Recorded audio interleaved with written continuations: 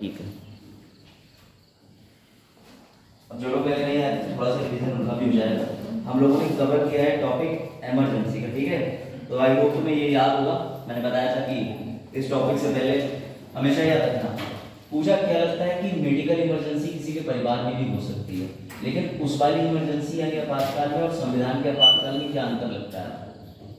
जो आपको लगता हो बताएं प्रयास से। बाकी कोई और भी ट्राई कर सकता है। गरिमा, शिवांगी, कृतिका, क्या हुआ? दिखता नहीं उसको? कृतिका को नहीं दिख रहा? दोनों को नाचना पड़ता है। दोनों ऐसे ऐसे डिफिकल्ट करके।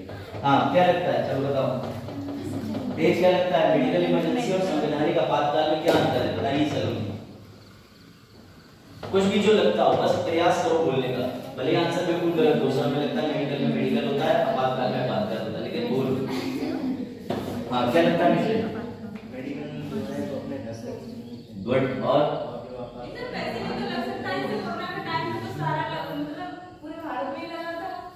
यही कंफ्यूजन, बिल्कुल मुझे पता था कि पूजा उसमें पूजा आई नहीं थी। अगर कोई भी बच्चा ये सोच के चले, याद रखना कि कोविड जब वाली सिचुएशन देश में आपातकाल थी, नहीं पूजा, याद रखना कोविड के टाइम को तुम आपातकाल कह सकते हो, लेकिन संविधान ने बड़ी खूबसूरती से सिर्फ 3 ही आपातकाल माने। यही तो मुझे डिफरेंस बताना है। हाँ, संविधान का कहना यह है कि आपके साथ कोई भी इमरजेंसी हो सकती है। हम मानते हैं कि परिस्थिति आपातकाल की देश में भी कई हो सकती है, जैसे कई जगह हड़ताल हो जाती है, पूरे देश में एक साथ हड़ताल हो जाए, तो आप उसको डायरेक्टली इमरजेंसी नहीं बोल सकते। हालांकि उन कंडीशन के बेसिस पे 3 आपातकाल में अगर कोई स्थिति बन रही है, जैसे इनका कहना है कि अगर कोविड में कामकाज ठप होता है, देश की इकोनॉमी कोलैप्स कर जाए, तो वित्तीय आपातकाल लग सकता था। लेकिन याद रखना, प्रलय, बाढ़, सूखा, संविधान इन सबको आपातकाल नहीं मानता। संविधान 3 तरीके के आपातकाल मानता है। कौन कौन से बता? Very good. 352 plus 4 356, 356 plus 4 360। अब देखो ये वाली स्टोरी रिवाइज कर दे रहा हूँ। कोई बताएगा ये स्टोरी में क्या था? बता। क्या थी स्टोरी? घूमने जा रहे थे, दादी बीमार पड़ गई। नहीं देखा देखा सब बता रहे बच्चे। हाँ, तुम बताओ। सर सब अपना अलग-अलग बता रहे थे कि हमें वहां घूमने जाना है। ठीक है, लेकिन कब कब कब कब दोनों सिचुएशन में थी? घूमने जाना था। चलो मैं रिवाइज कर देता हूं। सबसे पहले अब देखना, तुम्हारे घर में अच्छा टाइम है, किसी का बर्थडे है, ठीक है। जैसे तनु की फैमिली में ले लेते हैं। तनु की फैमिली में क्या कहते हैं, तनु का बर्थडे था, तो तनु ने सबको डिसाइड करा कि चलो सब पार्टी लेते हैं, बाहर चलेंगे घर से बाहर। तो सबने कहा ठीक है। अब तनु के घर में सुनो, इनकी दादी बोली बेटा हरिद्वार चलते हैं, गंगा नहाएंगे, आराम से बढ़िया नहाएंगे, तीर्थ का तीर्थ हो जाएगा और हमारी बच्ची का हो जाएगा, और हरिद्वार में बोल भी देखा आइए इस बंदी को दोबारा आ जाए, ठीक है। बुजुर्ग तो ऐसे सोचते हैं सब। उसके बाद इनका भाई नैनीताल, इनकी छोटी वाली वो कौन है, दीदी की बिटिया ना, बोली रसिया चलो रसिया। उसके बाद इनके जीजा जी नेपाल, उसके बाद पापा सर के घर चलो, सर के घर नोट्स ले आते हैं उठा के, ठीक है। तो बेटा जब ये सब तरीके की बातें चल रही थी, तो तुम यहाँ नोट करना, मैं कंसेप्ट क्या बता रहा था उस दिन, कि जब अच्छा टाइम होगा तो फैमिली मेंबर के अंदर सभी लोग डिसीजन में अपना रोल प्ले कर रहे हैं। इनके घर के जितने भी सदस्य थे वो सब कह रहे हैं यहाँ चलो यहाँ चलो यहाँ चलो। लेकिन जैसे फैमिली के अंदर एक दिन दादी बीमार पड़ गई। अब जैसे दादी बीमार पड़ी, इनके घर के सारे मेंबर एडवाइस अगर देंगे, सोचो कि इनके घर में इनकी मम्मी कह रही वहां ले चलो, वाला हॉस्पिटल मॉल के पास है। पापा कह रहे हैं नहीं मैं तो पीलीभीत में दिखाऊंगा। इनकी दीदी कह रही है कि नहीं बिजनौर ले चल रहे हैं, कोई कह रहा है गाजियाबाद ले चलो। क्या दादी का ट्रीटमेंट ऐसे संभव है? अब इसी चीज को तुम अप्लाई करो व्यापक स्तर पे। सर कैसे? क्यों बेटा? क्योंकि अगर कभी देश में आपातकाल होगा, राज्यों को शक्ति दे दोगे। यूपी कहेगा इस आपातकाल से मैं निपटूंगा, बिहार कहेगा इस आपातकाल से मुझे निपटना आता है, गोवा कहेगा छोड़ो छोड़ो ये वाले तरीके से मैं निपट लूंगा, तुम अपना देखो। इसीलिए प्रावधान बनाया गया है कि आपातकाल के वक्त सारे राज्यों की शक्ति किसके पास चली जाए? केंद्र के पास। तो जब अच्छा टाइम होगा, जब अच्छा टाइम होगा तो इनके घर की तरह डिसीजन सब लेंगे, लेकिन जब थोड़ा सा भी समय खराब होगा तो शक्ति इनके पापा के पास चली जाएगी, वो डिसाइड करेंगे, मनी पावर से लेके हर तरीके की शक्ति। ऐसे ही जब देश के अंदर समस्या होगी तो याद रखना, बुरे वक्त में यूपी बिहार को शक्तियां नहीं दी जाएंगी, बुरे वक्त में संघ के पास शक्तियां चली जाएंगी। इसीलिए हम कहते हैं कि इमरजेंसी में सारी शक्तियां संघ को ट्रांसफर हो जाएंगी। सर इसी कंसेप्ट को बोलते हैं फेडरलिज्म। कैसे? फेडरलिज्म का मतलब होता है केंद्र के पास शक्तियां, राज्य के पास अपनी शक्तियां। तो सवाल ये उठता है, केसी वेरेस नाम का एक व्यक्ति था और हमने फेडरलिज्म की जो प्रणाली है वो कहाँ से उठाई? ये बता सकता है कि हमने फेडरलिज्म संघीय व्यवस्था किस देश से ली? आप सही बोला, कनाडा से। कनाडा से बेटा, कनाडा से हमने जो संघीय प्रणाली ली है, संघीय प्रणाली का मतलब समझो, राज्य के पास अपनी शक्तियां, राज्य की अपनी विधानसभा, राज्य का अपना सीएम, राज्य का अपना सारा विधि बनाने का हिसाब किताब, वो राज्य की शक्ति। केंद्र के पास अपनी अलग शक्ति। इन दोनों शक्तियों के विभाजन को फेडरलिज्म कहते हैं। लेकिन केसी बियरेस ने यही बात तुम्हारे सामने रखी टोंट के रूप में, मैं तो कहूंगा कि कायवाद का विभाजन। जब देश में ऐसी स्थिति आ रही है जिसे तुम आपातकाल बोल रहे हो, उस समय पे सारी शक्तियां केंद्र के पास चली गई, तो राज्यों में और केंद्र में शक्ति का बंटवारा नहीं काम गया, सारी राज्य की शक्तियां उठ के किसके पास आ गई? केंद्र के पास। इसीलिए केसी बियरेस ने टोंट मारी है कि तुम्हारा भारत संघीय नहीं, अर्ध संघीय है। कैसा है बता? कैसा है? अर्ध संघीय। शाबाश। क्या ये केविन मिजान सर के समय पे लैपटॉप से दिक्कत करती है? कतई नहीं करती ना। इसका मतलब ये डिब्बी में खराबी है। सही कह रहा था नहीं, ये जो डिब्बी है ना, चलो कोई बात नहीं, फ्लिपकार्ट सेल चल रही है, उसमें पुरानी वाली डालूंगा, नई वाली निकाल के यही होता है, ऐसे ही रेट रहा है, बदलेगा। चलो देखो, फिलहाल फेडरलिज्म समझ गए? तो याद रखना कि शक्तियों का जो विभाजन होता है, इसी चीज को एक और चीज भी बोली जाती है। अगर तुम में से किसी ने सुना हो कि क्वासी फेडरल स्टेट या फिर federal state with unitary tilt, किसी ने अंग्रेजी में ये पढ़ा है? Quasi federal state with unitary tilt, इसका मतलब तुम्हारा देश अर्ध संघीय है, लेकिन ये जो टिल्ट है, इसका मतलब केंद्र हमेशा मजबूत रहेगा। और इसी वजह से कई राइटर भारत की इस तुम्हारी राजनीतिक प्रणाली को ना कहते हैं कि मजाक है, कहते हैं कि तुमने संघवाद बनाया, लेकिन तुमने आ जाओ, लेकिन तुमने गवर्नर बिठा लिखा है राज्यों में। अगर कोई विधेयक पे सीएम और उनके मंत्री परिषद चाहे तो वो गवर्नर को बात भी नहीं कर सकते, क्योंकि गवर्नर बात होगा या नहीं इसका निर्णय स्वयं गवर्नर ही करता है। समझ रहे बात को? मतलब मेरे घर वाले कह रहे हैं चावल बना रहे हैं और मुझसे पूछ रहे खाओगे क्या, इसका फैसला मुझे ही लेना है, क्या बनेगा, तो फिर बेचारों की चली कहाँ रही? तो समझो बात है। उसके बाद हमने ये चीज समझी थी कि क्यों ऐसा करते हैं, आपातकाल के समय पे सारी शक्तियां संघ को क्यों चली जाती है, केंद्र को। पढ़ो आ जाओ, क्यों चली जाती है? जल्दी very good. To take fast decision, हालात को संभालने के लिए। अगर कभी क्वेश्चन आए इमरजेंसी का दूसरा नाम क्या है, तो बड़े प्यार से लिख देना शक्तियों का केंद्रीकरण, concentration of power. Concentration of power, शक्तियों का केंद्रीकरण, या कह सकते हो सारी शक्तियां अपने पास समाहित करके रखना, शक्तियों का केंद्रीकरण। लेकिन ये जरूरी भी है, वरना तुमने दादी की बीमारी वाली स्थिति देखी थी ना। चलो, ये कहा था केसी बियरेस ने कि तुम्हारा देश होगा संघीय, हम नहीं मानते क्योंकि यूनिटरी भी बन जा रहा है, तो तुम्हारा देश अर्ध संघीय, कभी लगता है यूनिटरी एकात्मक प्रणाली है, कभी लगती है संघीय प्रणाली। तो केसी बियरेस ने बीच का रास्ता निकाल दिया। आ जाओ काजल प्लीज, गुड मॉर्निंग। और भी बच्चे आ रहे हैं रिक्शा से? आ रहे हैं, फिर वीडियो चलाएंगे, अपना वीडियो का ऑब्जेक्टिव फेल हो जाएगा, तो मजा आएगा वीडियो। ठीक है सर, कहां लिखा है कि राज्यों की रक्षा या सारी शक्तियां केंद्र पे चली जाएंगी? तो आर्टिकल 355, आर्टिकल 355, आर्टिकल 355 में साफ लिखा है कि बाहरी आक्रमण हो चाहे आंतरिक अशांति हो, राज्यों की रक्षा करना किसका कर्तव्य होगा? प्रत्येक राज्य, ये नहीं कि हम कहते हैं बिहार को छोड़ के बाकी सबको बचा ले, भैया दुश्मन नहीं है, वो भी आर्टिकल 1 के तहत India that is Bharat shall be union of state कहलाता है। Tulsi Pallavi, welcome to the class. Okay, चलो देखो, हाँ बता, तुम्हारे लिए अगला प्रश्न क्या चीज? तुम्हारा वेलकम जाओ निकल। क्यों बकवास हो रहा है? तुमने सुना नहीं अपोजिट एनर्जीज रूल नहीं पता? तो फिजिक्स नेवर कंसेप्चुअल किताब पढ़ो। आइए मैं कंसेप्ट वाली चीज बताऊं, बड़ा मजा आएगा। चलो अगला बताओ, क्या आपातकाल, क्या आपातकाल, क्या आपातकाल स्थायी होता है कि अस्थायी होता है? टेम्पररी होता है ना। पूरा देश आपातकाल में चलाओगे तो तुम्हारा चलनी है विद्युत क्लासेस, विद्युत क्लासेस का बजट ही नहीं पास हो पाएगा, बोले वो आपातकाल चल रहा है, तुम जाके पढ़ा लो, बजट आएगा देने में 10-15 साल बाद। समझ रहे हो? ये काहे नौकरी देखो। अब समझो, जब राज्यों की शक्तियां केंद्र के पास चली जाती है, दीपमाला फरीना, तो कोई लड़की को गलती करना पड़ता है, वो यार वो यार पीछे से देखो, भैया को बुला के अरे यार देखो सामने बेटा, आपातकाल भी अस्थायी होता है, तो जो राज्यों की शक्ति केंद्र पे गई है वो केंद्र से राज्य को वापस कितने दिन में मिलेगी? कब मिलेगी बेटा? जैसे ही आपातकाल खत्म, इसका उत्तर समझो। तुम यूनिवर्सिटी में जाते हो, एक कॉपी लिख रहे हो, उसके बाद तुम्हें दूसरी कॉपी कब तक मिलेगी? जब तक 3 घंटे एक कॉपी भरने के बाद मांग रहे हो। अब तुम अगर घर टेम्पो में बैठ के फोन कर रहे हो यूनिवर्सिटी, बी कॉपी पहुंचा देना घर पे, बहुत मारेगी यूनिवर्सिटी। हमने मांगी तो मारा कर दिया था। हाँ, भूल आ चुका है, 2016 में उसका जिम्मेदार मैं हूँ। 7 copy principle of business management में भरी थी मैंने, 20 सप्लीमेंट कॉपी, इतना मोटा गत्ता बन गया था, आज तक का रिकॉर्ड।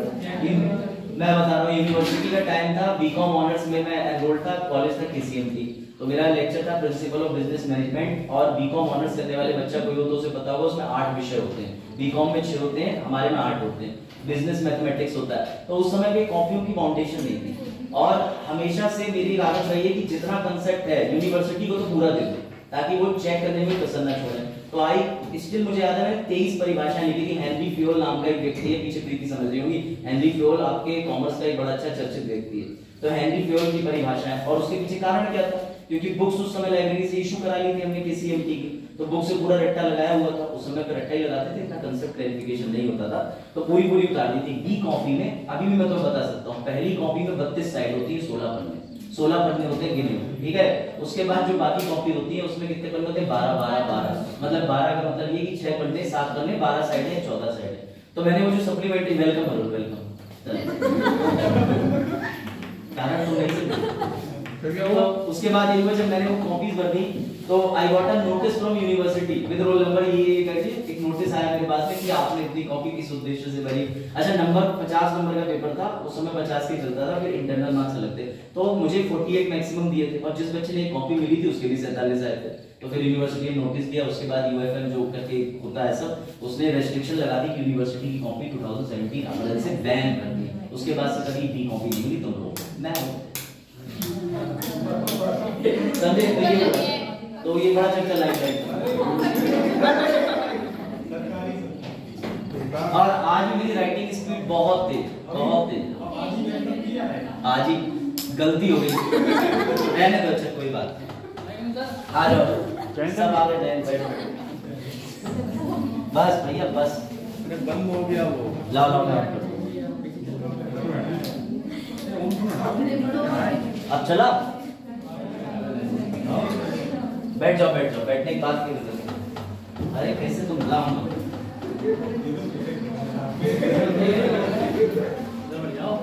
उधर बढ़ जाओ, बैठ जाओ, तो तुम धर्मेंद्र हो हैं? अभी अरे हाँ, कल जरा सा नाम बदला,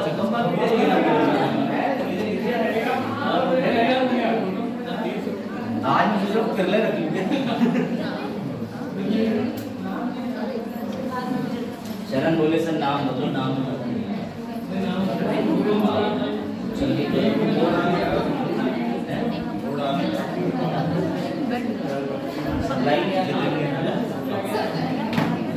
सप्लाई और डिमांड, बस बस हो गया हो गया।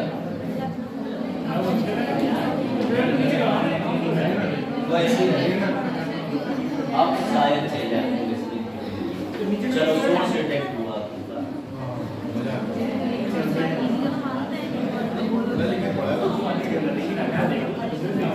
लोग ऐसे आए भैया नाहिया चलाती वीडियो बंद करवा दी तुमने। ये बात मानने में तुम लोग दे दी,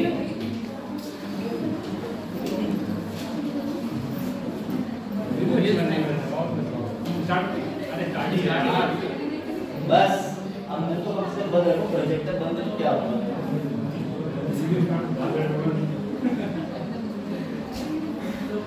मजाक क्या ले आए आप?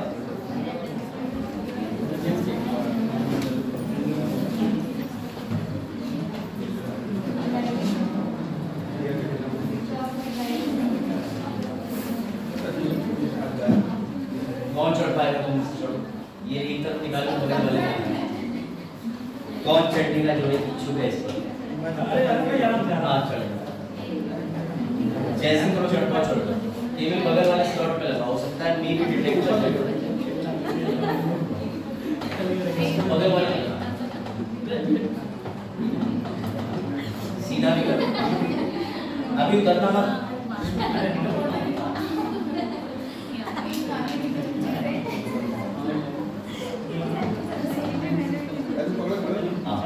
हाँ नहीं अभी नहीं गिरा है, एक तो है अंदर।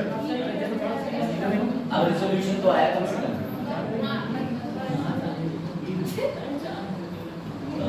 बस बैठ जा रहे, बहुत बढ़िया। ये आज तो बड़े खुश हो, सम्मान मिल गया। चल बस आप देखो सब आ गए ना, अब चलो मेरा मेन काम कर लेते, रिवीजन होता रहे। रिवीजन का मतलब ये है कि जो कल रिवाइज करा दिया था वो मैं करा दूंगा, लेकिन उससे पहले तुम्हारे लिए एक चीज बड़ा जरूरी है, बस आप डाउनलोड कर दो कल। फुल डाल दे, ठीक है? अरे नहीं कुंडी डाल। चलो देखो ध्यान से, तुम्हारे लिए ये जो है, ये मैंने इमरजेंसी जो थी इंदिरा गांधी जी के टाइम पे है, उसका एक शॉर्ट वीडियो है, एंजॉय करना, ठीक है? और इसमें कारण पढ़ना, कारण कौन सी इमरजेंसी से क्या कंडीशन थी, ठीक है? जितनी इसमें पंखा बोलना नहीं, अब बैठ जाओ, बता देखो गेट बंद है, हो जाएगा देखो पहले।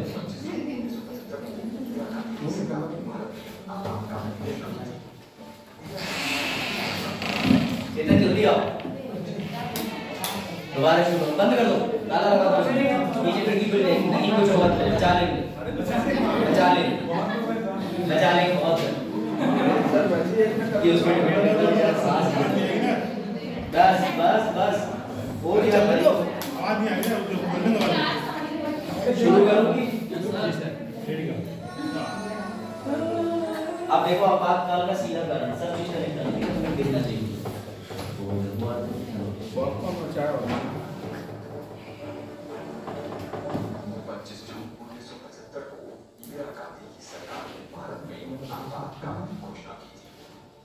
इंदिरा गांधी ने देश के तत्कालीन राष्ट्रपति फखरुद्दीन अहमद को अनुच्छेद 352 का उपयोग करके देश में आंतरिक आपातकाल घोषित करने की सलाह दी थी। इसी दिन आधी रात को बिना किसी चेतावनी के आपातकाल घोषित कर दिया गया था। भारत में तीसरी बार नेशनल इमरजेंसी की घोषणा हुई थी। पहली 1962 में चीन और दूसरी 1971 में पाकिस्तान के साथ युद्ध के दौरान हुई थी।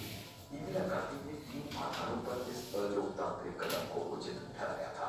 पहला, जयप्रकाश नारायण द्वारा शुरू किया गया आंदोलन और उससे देश की सुरक्षा और लोकतंत्र को पैदा हुआ खतरा। दूसरा, तेजी से आर्थिक विकास और वंचितों के उत्थान की आवश्यकता। और तीसरा, विदेशी शक्तियां जो भारत को अस्थिर और कमजोर करना चाहती थीं। हालांकि जानकार इस इमरजेंसी की 4 मूल वजह बताते हैं। गुजरात का नवनिर्माण आंदोलन, बिहार में शुरू हुआ जेपी आंदोलन, रेलवे की देशव्यापी स्ट्राइक और इलाहाबाद हाईकोर्ट का वो फैसला जिसने कदाचार के आधार पर इंदिरा गांधी के 1971 के रायबरेली संसदीय चुनाव को अमान्य ठहराया था। ये फैसला इमरजेंसी की फौरी वजह बना। इसकी टाइमलाइन देखें तो 19 मार्च 1975 इंदिरा गांधी अदालत में गवाही देने वाली पहली भारतीय प्रधानमंत्री बनी। 12 जून 1975 न्यायमूर्ति जगमोहन लाल सिन्हा ने इंदिरा गांधी के संसदीय चुनाव को अमान्य घोषित किया, लेकिन उन्हें सर्वोच्च न्यायालय में अपील करने के लिए 20 दिनों का समय दिया। और 24 जून 1975 सर्वोच्च न्यायालय ने उच्च न्यायालय के आदेश पर सशर्त रोक लगा दी थी। इंदिरा गांधी संसद में उपस्थित हो सकती थी, लेकिन जब तक अदालत उनकी अपील पर फैसला न सुनाते तब तक उन्हें मतदान करने की अनुमति नहीं दी जाएगी। इन निर्णयों ने जेपी आंदोलन को गति दी थी और साथ ही कांग्रेस पार्टी के भीतर भी इंदिरा गांधी के इस्तीफे की मांग पैदा कर दी थी। उन्होंने प्रधानमंत्री पद से इस्तीफा देने से इनकार कर दिया था और 25 जून 1975 से भारत में आपातकाल लागू कर दिया गया। इमरजेंसी लागू होते ही चुनाव को रद्द करने और नागरिक स्वतंत्रता को निलंबित करने की जमीन तैयार हो गई थी। इंदिरा गांधी के अधिकांश राजनीतिक विरोधियों को जेल में डाल दिया गया था, जिनमें मोरारजी देसाई, चरण सिंह, जयप्रकाश विनायक विद्वानी और अटल बिहारी वाजपेयी जैसे नेता शामिल थे। यहाँ तक कि आपातकाल का विरोध करने वाले कांग्रेस नेताओं को भी गिरफ्तार किया गया था। प्रेस की स्वतंत्रता में सख्ती से कटौती की गई थी। गैर कांग्रेसी राज्य सरकारों को बर्खास्त कर दिया गया था। इस दौर का एक काला पन्ना जबर जला सामूहिक नस्बंदी अभियान नहीं था। इस दौर में बिना मुकदमे के सैकड़ों लोगों को हिरासत में ले लिया गया था। साथ ही इस दौरान सरकार ने कई बार संविधान में संशोधन भी किया, जो आपातकाल लगने के बाद नई सरकार ने रद्द कर दिया था। जनवरी 1977 में इंदिरा गांधी ने नए सिरे से चुनाव कराने का आह्वान किया। सभी राजनीतिक बंदियों को रिहा कर दिया गया। आधिकारिक तौर पर 21 मार्च 1977 को आपातकाल हटा दिया गया। फिर हुए चुनाव में देश की जनता ने इंदिरा गांधी और कांग्रेस पार्टी को भारी शिकस्त दी थी। जनता पार्टी ने चुनाव जीता और नई सरकार का नेतृत्व मोरारजी देसाई ने प्रधानमंत्री के रूप में किया। देसाई भारत के पहले गैर कांग्रेसी पीएम थे। फिलहाल आपातकाल को स्वतंत्र भारत और लोकतंत्र का सबसे काला अध्याय कहा जाता है।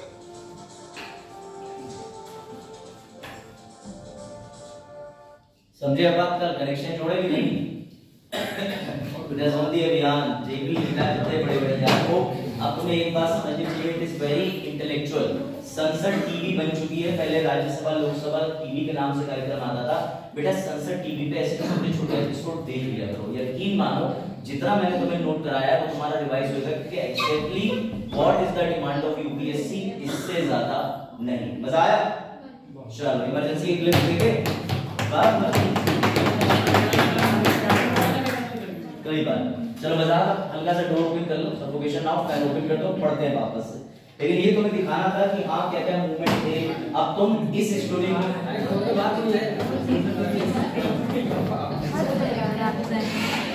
जाओ। चलो बहुत देर से खड़े तुम लोग। चलो लेट आने की वजह से तुम्हारी वीडियो मिस हो गई, बट अब होगी। ठीक है, तो ये याद रखना, ऐसे छोटे छोटे glimpse one nation one election में तुम्हें मैं दिखाऊंगा। जब चुनाव की बात होगी तब दिखाऊंगा, जब राष्ट्रपति शासन की बात होगी तब भी 2-3 मिनट के ऐसे क्लिप दिखाऊंगा, ताकि ये चीजें तुम्हारे जहन में बैठ जाए। और मैं इस क्लिप को अपलोड कर दूंगा ग्रुप पे। ये तुम्हारे लिए क्विक रिवीजन चीज बनेगी। बस एक बार देखा, पूरा का पूरा चैप्टर, पूरा का पूरा लेक्चर रिवाइज हो गया। और तुम्हें क्या चाहिए, है ना? Video remains for a life long. चलो उसके बाद से करना क्या जाओ। चलो बेटा, अब जो लोग नहीं आए थे, मैं बस शॉर्ट समय के लिए रिवाइज कर रहा हूँ। हिटलर कौन बना था जर्मनी का? कब बना था? 30 जनवरी 1933। उसने 2/3 किनका नरसंहार करा था? यहूदी, जिसे अंग्रेजी में जूइश कहते हैं। बेटा इन 2/3 जूइश लोगों का, यहूदी लोगों का नरसंहार करके वो रुका नहीं था। उसे रोका गया था किसने? जर्मनी के। जर्मनी का संविधान है वाइमार कॉन्स्टिट्यूशन ऑफ जर्मनी। लेकिन हिटलर ने कहा कि मैं तो चांसलर बना ही इसीलिए था कि जितने यहूदी हैं उनको साफ कर सकूं। तो भैया उसने क्या करा, उसने एडवोकेट और लीगल टीम की एडवाइस ली। तो उन्होंने उसको साफ एक सलाह दी कि हिटलर तुम कर सकते हो, लेकिन तुम्हारे संविधान में अनुच्छेद 48 है। जर्मनी के संविधान में अनुच्छेद 48 कहता है कि अगर तुम आपातकाल की स्थिति ले आए तो तुम तानाशाह के रूप में शासन कर सकते हो। इसी बात की देर थी। हिटलर ने भैया दिमाग लगाया, उसने अपनी संसद, उसने अपने यहाँ एक बेटा संसद थी, संसद का नाम ये रहा। अगर किसी को हिंदी अंग्रेजी में दिक्कत है ये लो, ठीक है?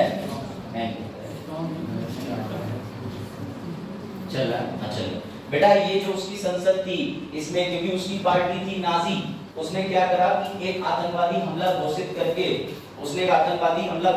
ये चीज दिखाई। और इसकी वजह से जो परिणाम निकला, वो परिणाम ये निकला कि वहां पर लागू हो गया आपातकाल। और जब आपातकाल की स्थिति आती है तो देश चलता है जैसे यहाँ पर प्राइम मिनिस्टर ने चलाया था कि नहीं, ऐसी समझ जाओ। ऐसे देश चलाने के लिए उस समय हमारे पास बलशाली व्यक्ति कौन था? इंदिरा जी थी ना। उन्होंने राष्ट्रपति तक को संशोधन करके बाध्यकारी कर दिया। तो हिटलर ने जर्मनी में नरसंहार करा। उसके बाद 1939 से 45 में द्वितीय विश्व युद्ध चला। जैसे ही वो पूरा हुआ, मुबारक हो, तुम्हारा देश इधर आजादी की लड़ाई लड़के नया नया आया था। 9 दिसंबर 1946 को पहली बार संविधान सभा हुई। उस दिन एक आवाज आई आपातकाल, तो सबने बड़ा विरोध करा। लेकिन बाबा साहेब ने कहा कि आपातकाल की स्थितियां भी संविधान में डालना आवश्यक है, क्योंकि क्या पता देश में कब आपातकाल की स्थिति आ जाए। अब तुम्हारे लिए आज एक शॉकिंग मूवमेंट आ रहा है, शुरू करते हैं। इंदिरा वाली स्टोरी में सुना जगह और तुमको दिखा दूंगा, ठीक है। बताओ स्टूडेंट आफ्टर पॉलिटी क्लास का कॉन्फिडेंस से चालू होगा टीचर ठीक है, इसलिए मैंने लिखी नहीं लाइन, लेकिन समझ रहे हो लड़के, है ना। शिवाजी द बॉस की टैगलाइन, क्यों? चलो अच्छा अरुण, अब तुम्हारे लिए बड़ा इंटरेस्टिंग चीज आई सभी के लिए। मैं जरा चाहता हूं कि तुम आर्टिकल 13 पढ़ो। सर क्या सुबह आप भी मॉर्निंग और बीटा में मिला है? हम तो इमरजेंसी पढ़ रहे हैं ना, 352 से लेके अध्याय 18 में 360 तक, तो फिर आपने अनुच्छेद 13 क्यों पढ़ा है? पढ़ो, और बिलीव मी जितना तुम वीडियो देख के शॉक हुए थे उससे 3 टाइम ज्यादा तुम्हें शॉक कर दूंगा मैं। ध्यान से पढ़ना, पढ़ो आर्टिकल 13 पढ़ो। इंग्लिश वाला तो नहीं बैठा कोई, चलो मैं बहुत हां पढ़ो बच्चे पढ़ो। सुगंधी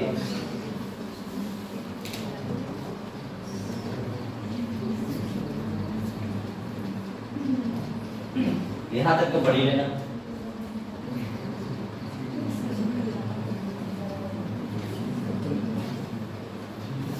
पढ़ा? पढ़ा किसी ने? नहीं। इस संविधान के प्रारंभ से ठीक पहले भारत के क्षेत्र में लागू सभी कानून जहां तक इस भाग के प्रावधानों के साथ असंगत है, मैच नहीं खाते, ऐसी असंगति की सीमा तक शून्य होंगे, ठीक है। और दूसरी बात ये, राज्य ऐसा कोई कानून नहीं बनाएगा जो इस भाग यानी आर्टिकल 13 से लेकर 35 तक की बात होती है, 12 से 35 तक भाग 3 में मौलिक अधिकार का वर्णन है। इस भाग द्वारा प्रदत्त अधिकारों को छीनता, कम करता, उल्लंघन करता। अगर कभी कोई सरकार तुमसे मौलिक अधिकार छीनेगी तो अनुच्छेद 13 के तहत कौन सा अनुच्छेद प्रयोग करके उसके खिलाफ न्यायालय जा सकते हो? बताओ। 32 में सुप्रीम कोर्ट, और अगर हाई कोर्ट जाना हो तब, हाई कोर्ट जाना हो तब आर्टिकल 226।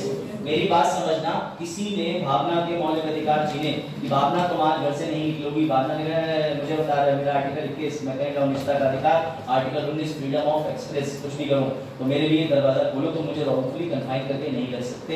अगर तब भी कोई रखने की संस्था या यहाँ ये जॉब करती है वो करे तो ये सुप्रीम कोर्ट, हाई कोर्ट जा सकती है, लेकिन अगर ये बंद है तो इनके बिहार पे कोई और नहीं जा सकता। कोई डाउट? समझ गए? मौलिक अधिकार वो होते हैं जो तुमसे कोई सरकार नहीं छीन सकती। पढ़ा ना तुमने बेटा? इमरजेंसी का प्रभाव दो चीजों पर पड़ता है, ये भी समझना। इमरजेंसी का प्रभाव पड़ता है संघीय प्रणाली पे, राज्यों की सारी शक्तियां उनके किसके पास एकत्रित हो जाती हैं, और दूसरा प्रभाव किस पे देखने को मिला तुम्हें? नागरिक पे।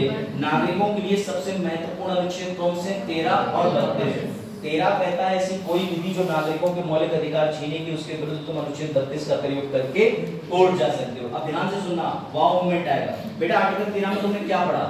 Violation, abrogation, contravention.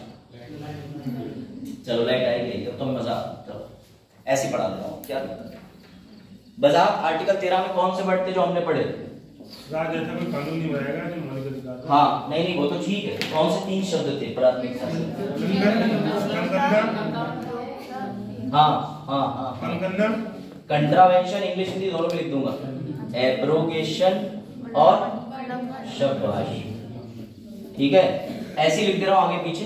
कम करना, छीनना, छीनना, उल्लंघन, ठीक है। अब मैं तुम्हें एक चीज दिखाता हूं मजेदार, you are going to rock, मजा आ जाएगा। देखो बेटा सुनना ध्यान से, आर्टिकल 352 से लेके 360 में तुम्हारे मौलिक अधिकार ध्यान से सुनना, एक एक बंदा अपनी अटेंशन याद है बोर्ड पे। तुम्हारे मौलिक अधिकार के लिए वर्ड यूज हुआ है बेटा, सरकार को इसे कहते हैं जीनियस लेवल। तुम्हारा संविधान तुम तब कोर्ट जाओगे ना जब आर्टिकल 13 में तुम्हारा कोई कम कर रहा हो, छीन रहा हो, उल्लंघन कर रहा हो। सरकार तो साफ कह रही इमरजेंसी में we are not contravening, violating, abrogating, we are straight away suspending.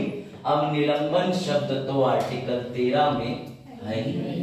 कर लो कुछ इमरजेंसी में, तुम कर लो गेम, समझे? बड़ा माइंड गेम। अब सुनो बड़ा मजे की बात, सस्पेंशन का मतलब ये होता है मम्मी मुझे खाना दे दो। मम्मी ने कहा बेटा तुम्हें खाना मिल जाएगा लेकिन अभी नहीं, 2 घंटे बाद अभी मुझे जरूरी काम है, मैं मार्केट जा रही हूँ। क्या मम्मी ने तुम्हारा खाना कम करा? जीना ये बोला कि तुम्हें खाना नहीं देंगी, बस तुम्हारे खाने को अस्थायी रूप से थोड़ी देर डिले कर दिया। यही कोर्ट केसेस में बोला गया कि आपातकाल ना तो सिर्फ तुम्हारे मौलिक अधिकार छीनता है, कम करता है, उल्लंघन करता है, बस तुमसे थोड़े समय के लिए ये कहता है मिलेंगे मिलेंगे मिलेंगे, बस 1 साल 2 साल 10 साल 5 साल रुक जाओ, मिलेंगे मिलेंगे। तो बेटा इसे कहते हैं जीनियस लेवल ऑफ वर्ड्स, क्योंकि हमेशा याद रखना शब्द मैटर करते हैं। Constitution must be clear. अब समझ में आई तुम्हें इंटरेस्टिंग चीज की नहीं? अब समझे पूरा गेम? मजाक पढ़ाता नहीं है। एक क्वेश्चन है। हाँ दो पूछो। हमारी न्याय प्रणाली कमजोर क्यों है? हमारी न्याय प्रणाली नहीं, हमारी न्याय प्रणाली कमजोर नहीं है। हमारी न्याय प्रणाली संविधान का आप कह सकते हो सम्मान ज्यादा करती है। प्रणाली कमजोर नहीं है, व्यवस्था कमजोर है। ये आप केस करेंगे 3 साल का नंबर आ रहा है। ठीक है बेटा, ये प्रणाली नहीं व्यवस्था हुई ना। अब एक बात बताओ, ध्यान से सुनना। वजाहत एक केस लेके आया कि इनके पड़ोसी ने चोरी करी है। तुम लोग जनरली बताना इनके पड़ोसी ने चोरी करी। इनके पास कोई सबूत नहीं है, लेकिन इनके पास मौखिक रूप से अपने घर के अंदर वाले लोग हैं, उनको इन्होंने विश्वास दिला दिया कि अरे मम्मी मैंने खुद देखा था। सबूत नहीं है, ना सीसीटीवी एविडेंस है, उनके पैरों के निशान है, ना सामान पे आए हुए कोई भैया हाथों पे निशान है, कुछ नहीं। अभी न्यायालय जाएंगे, जज इनके कहने मात्र से किसी को सजा दे दे। अब वजाहत तुम सबूत कितने साल में लेके आ रहे हो? 1 साल 2 साल 3 साल 4 साल 5 साल, इसलिए के लिए होती है। आज जज को तुम एक फाइल बना के दो, ये पकड़ो, जज कहेगा ओके मेरे पास सारी चीजें हैं, धारा 311 313 161 162 सारे बयान हो गए, लो पकड़ो जजमेंट। और उसमें भी एक गेम होता है। अब तुमने भी करा अधिवक्ता, दूसरी पार्टी ने भी करा अधिवक्ता, उसके जो साक्ष्य से वो गलती कर सकता था, अधिवक्ता महोदय वो सारे साक्ष्य कटवा देंगे। नहीं नहीं नहीं, उस दिन तुम्हें बिल्कुल नहीं बोलना है वहां जाके, वरना जज साहब तुम्हारी बात पकड़ लेंगे, दूसरा वकील बात पकड़ लेगा। समझे बात को? न्याय प्रणाली की कोई गलती नहीं है बेटा, लेकिन जजेस मजबूर हैं, जब तक उनके पास साक्ष्य नहीं होंगे फैसला नहीं सुना सकते। अब ये सोचो ना, जब तुमने सुना अयोध्या वाला जन्मभूमि विवाद था, तो उसमें 10,000 पन्नों का जजमेंट तक कोर्ट हो गया, क्योंकि जुडिशरी ने वो चीज जो सेट करी है उसका प्रभाव पड़ेगा आज से 100 150 500 1000 जब तक सूरज चांद रहेगा जजमेंट का नाम रहेगा। लेकिन बात समझो, अगर उस चीज पे वो जल्दबाजी में बिना पढ़े, बिना पुरातात्विक लोगों की खोज के, बिना साधु संतों के, बिना मौलवियों के, बिना किसी बोर्ड से बात करे हुए फैसला दे देते, जो कि करना आसान नहीं था, तो फिर इसलिए न्यायालय हर चीज को ऑब्जर्व करता है। समझ गया? क्लियर हुआ? चलो गठन कह रहा हाँ आगे बढ़े। वैसे मजा आती क्वेश्चन तो आपका जुडिशरी के समय आना चाहिए था, आपने अभी का पूछ लिया। आपको मैटर चल रहा है तारीख पे तारीख, तारीख पे तारीख दामी। चलो हाँ सही कह रहे हैं, होना ही पड़ेगा। लो भाई बजा। चलो मैं तुमसे दूसरा आर्टिकल में आगे मूव करता हूं। अब मैं एक बार दोबारा रिवीजन करा दे रहा हूं। आर्टिकल 352 के अंदर कौन से 3 शब्द आते हैं बताओ? युद्ध, बाहरी आक्रमण, सर पहले आंतरिक अशांति आता था, उसे काट करके हमने लिख दिया सैन्य विद्रोह। लेकिन सैन्य विद्रोह कौन से संशोधन से जोड़ा गया है? 44 में। कौन सा बेटा? याद रखना 352 से लेके 360 तक हर जगह अंग्रेजी में हर आर्टिकल की हेडिंग में सस्पेंशन लिखा है, कहीं नहीं लिखा है वायलेशन एब्रोगेशन। तो ये याद रखना, ये वाला व्हिच इज वेरी इंटरेस्टिंग। और ये बात भगवान के तुमसे इंटरव्यू में पूछी जाए तो तुम्हें याद रख। चलो ठीक है, उसको नहीं पूछी जाए। पढ़ाई से रिलेटेड हाँ पूछते हैं, पढ़ाई से रिलेटेड एक क्वेश्चन तब आ जाता है जब आपने कोई ऐसा अचीवमेंट उन्हें दिखा होगा कि है ही मेरा। हाँ लाइट आ गई, बस आ गई। दबाओ कौन चढ़ेगा? तुम ही चढ़ोगे यार, तुम्हारी भी तारी बजी बस। अरे चढ़ तो पहले काम। हाँ आओ, क्या मतलब वो वाला एक बटन प्रेस करना है। तमाम तुम कर सकते हो, इतना मुश्किल काम तो मुझे मत करना। कोई बात नहीं, लवासना में ट्रेनिंग होती है। पावर अगर उसमें नीली लाइट जली तो क्या होता है? अभी नहीं चला, एक बार बटन दबाओ प्रेस कर, पावर बटन उस तरफ है लास्ट में। चश्मा एक और ये प्रेस हां और लंबा सा हिस्सा बिल्कुल दबाओ उसको। अब दबाओ, हां बस अब छोड़, बस बस बैठ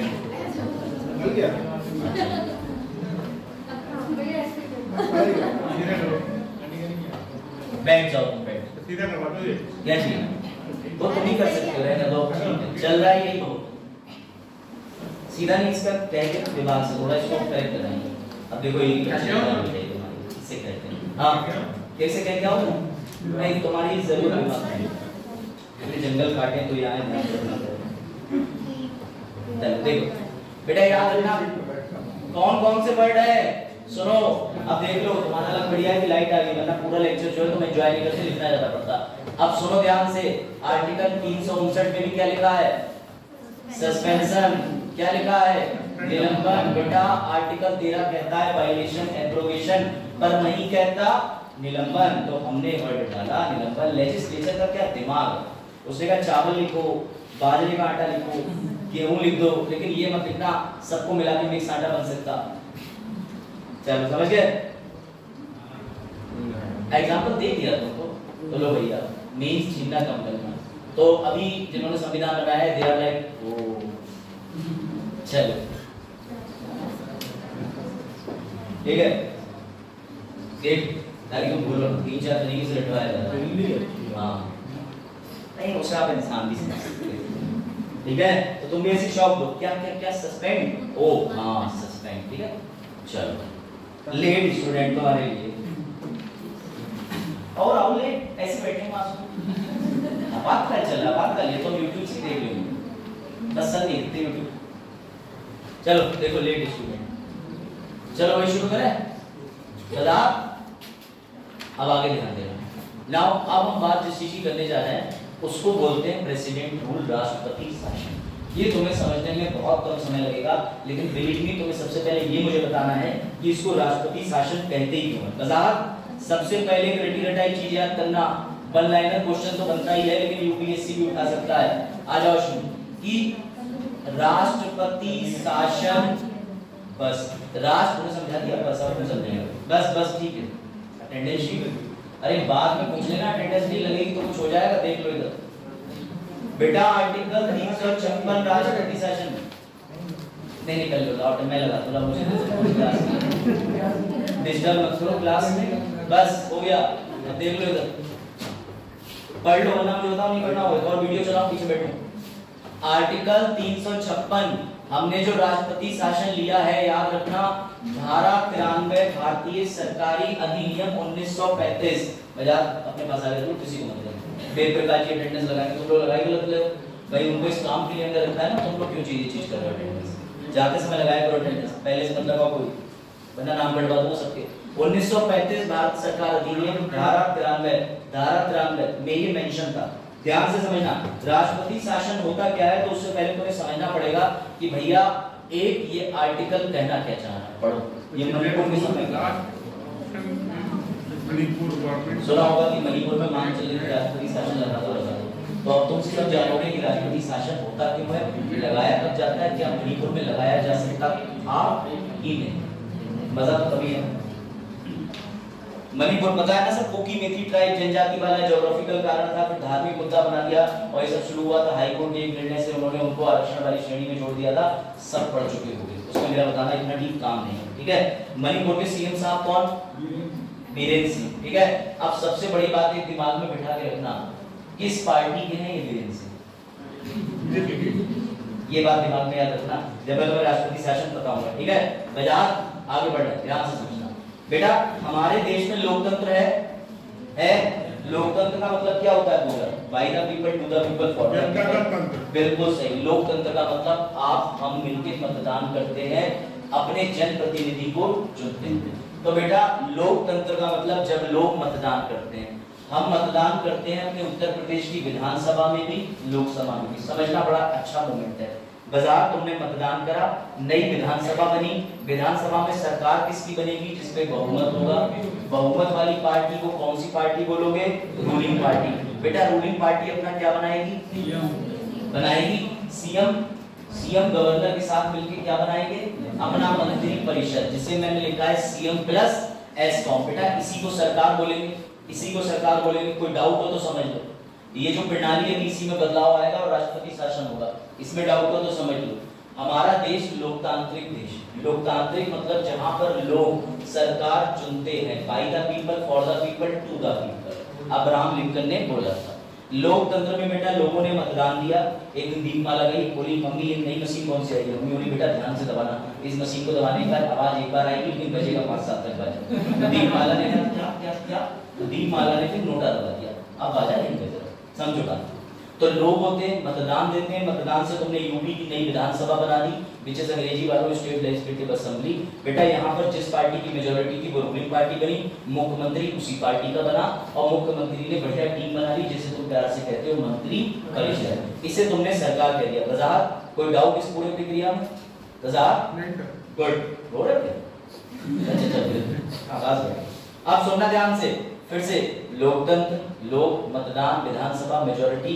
लेकिन लेकिन लेकिन सर आपने ये सरकार को ना ऐसे कट क्यों कर दिया? बेटा अगर ये पूरी प्रक्रिया के बाद जो सरकार बन के आई है जिसे तुमने मुख्यमंत्री और मंत्री परिषद बोला है, अगर वो खराब काम करेगी, किसी भी कारण से सरकार चल नहीं पा रही, संविधान में वर्णित प्रावधानों का पालन नहीं कर पा रही, तो मुबारक हो राष्ट्रपति शासन लागू हो जाएगा।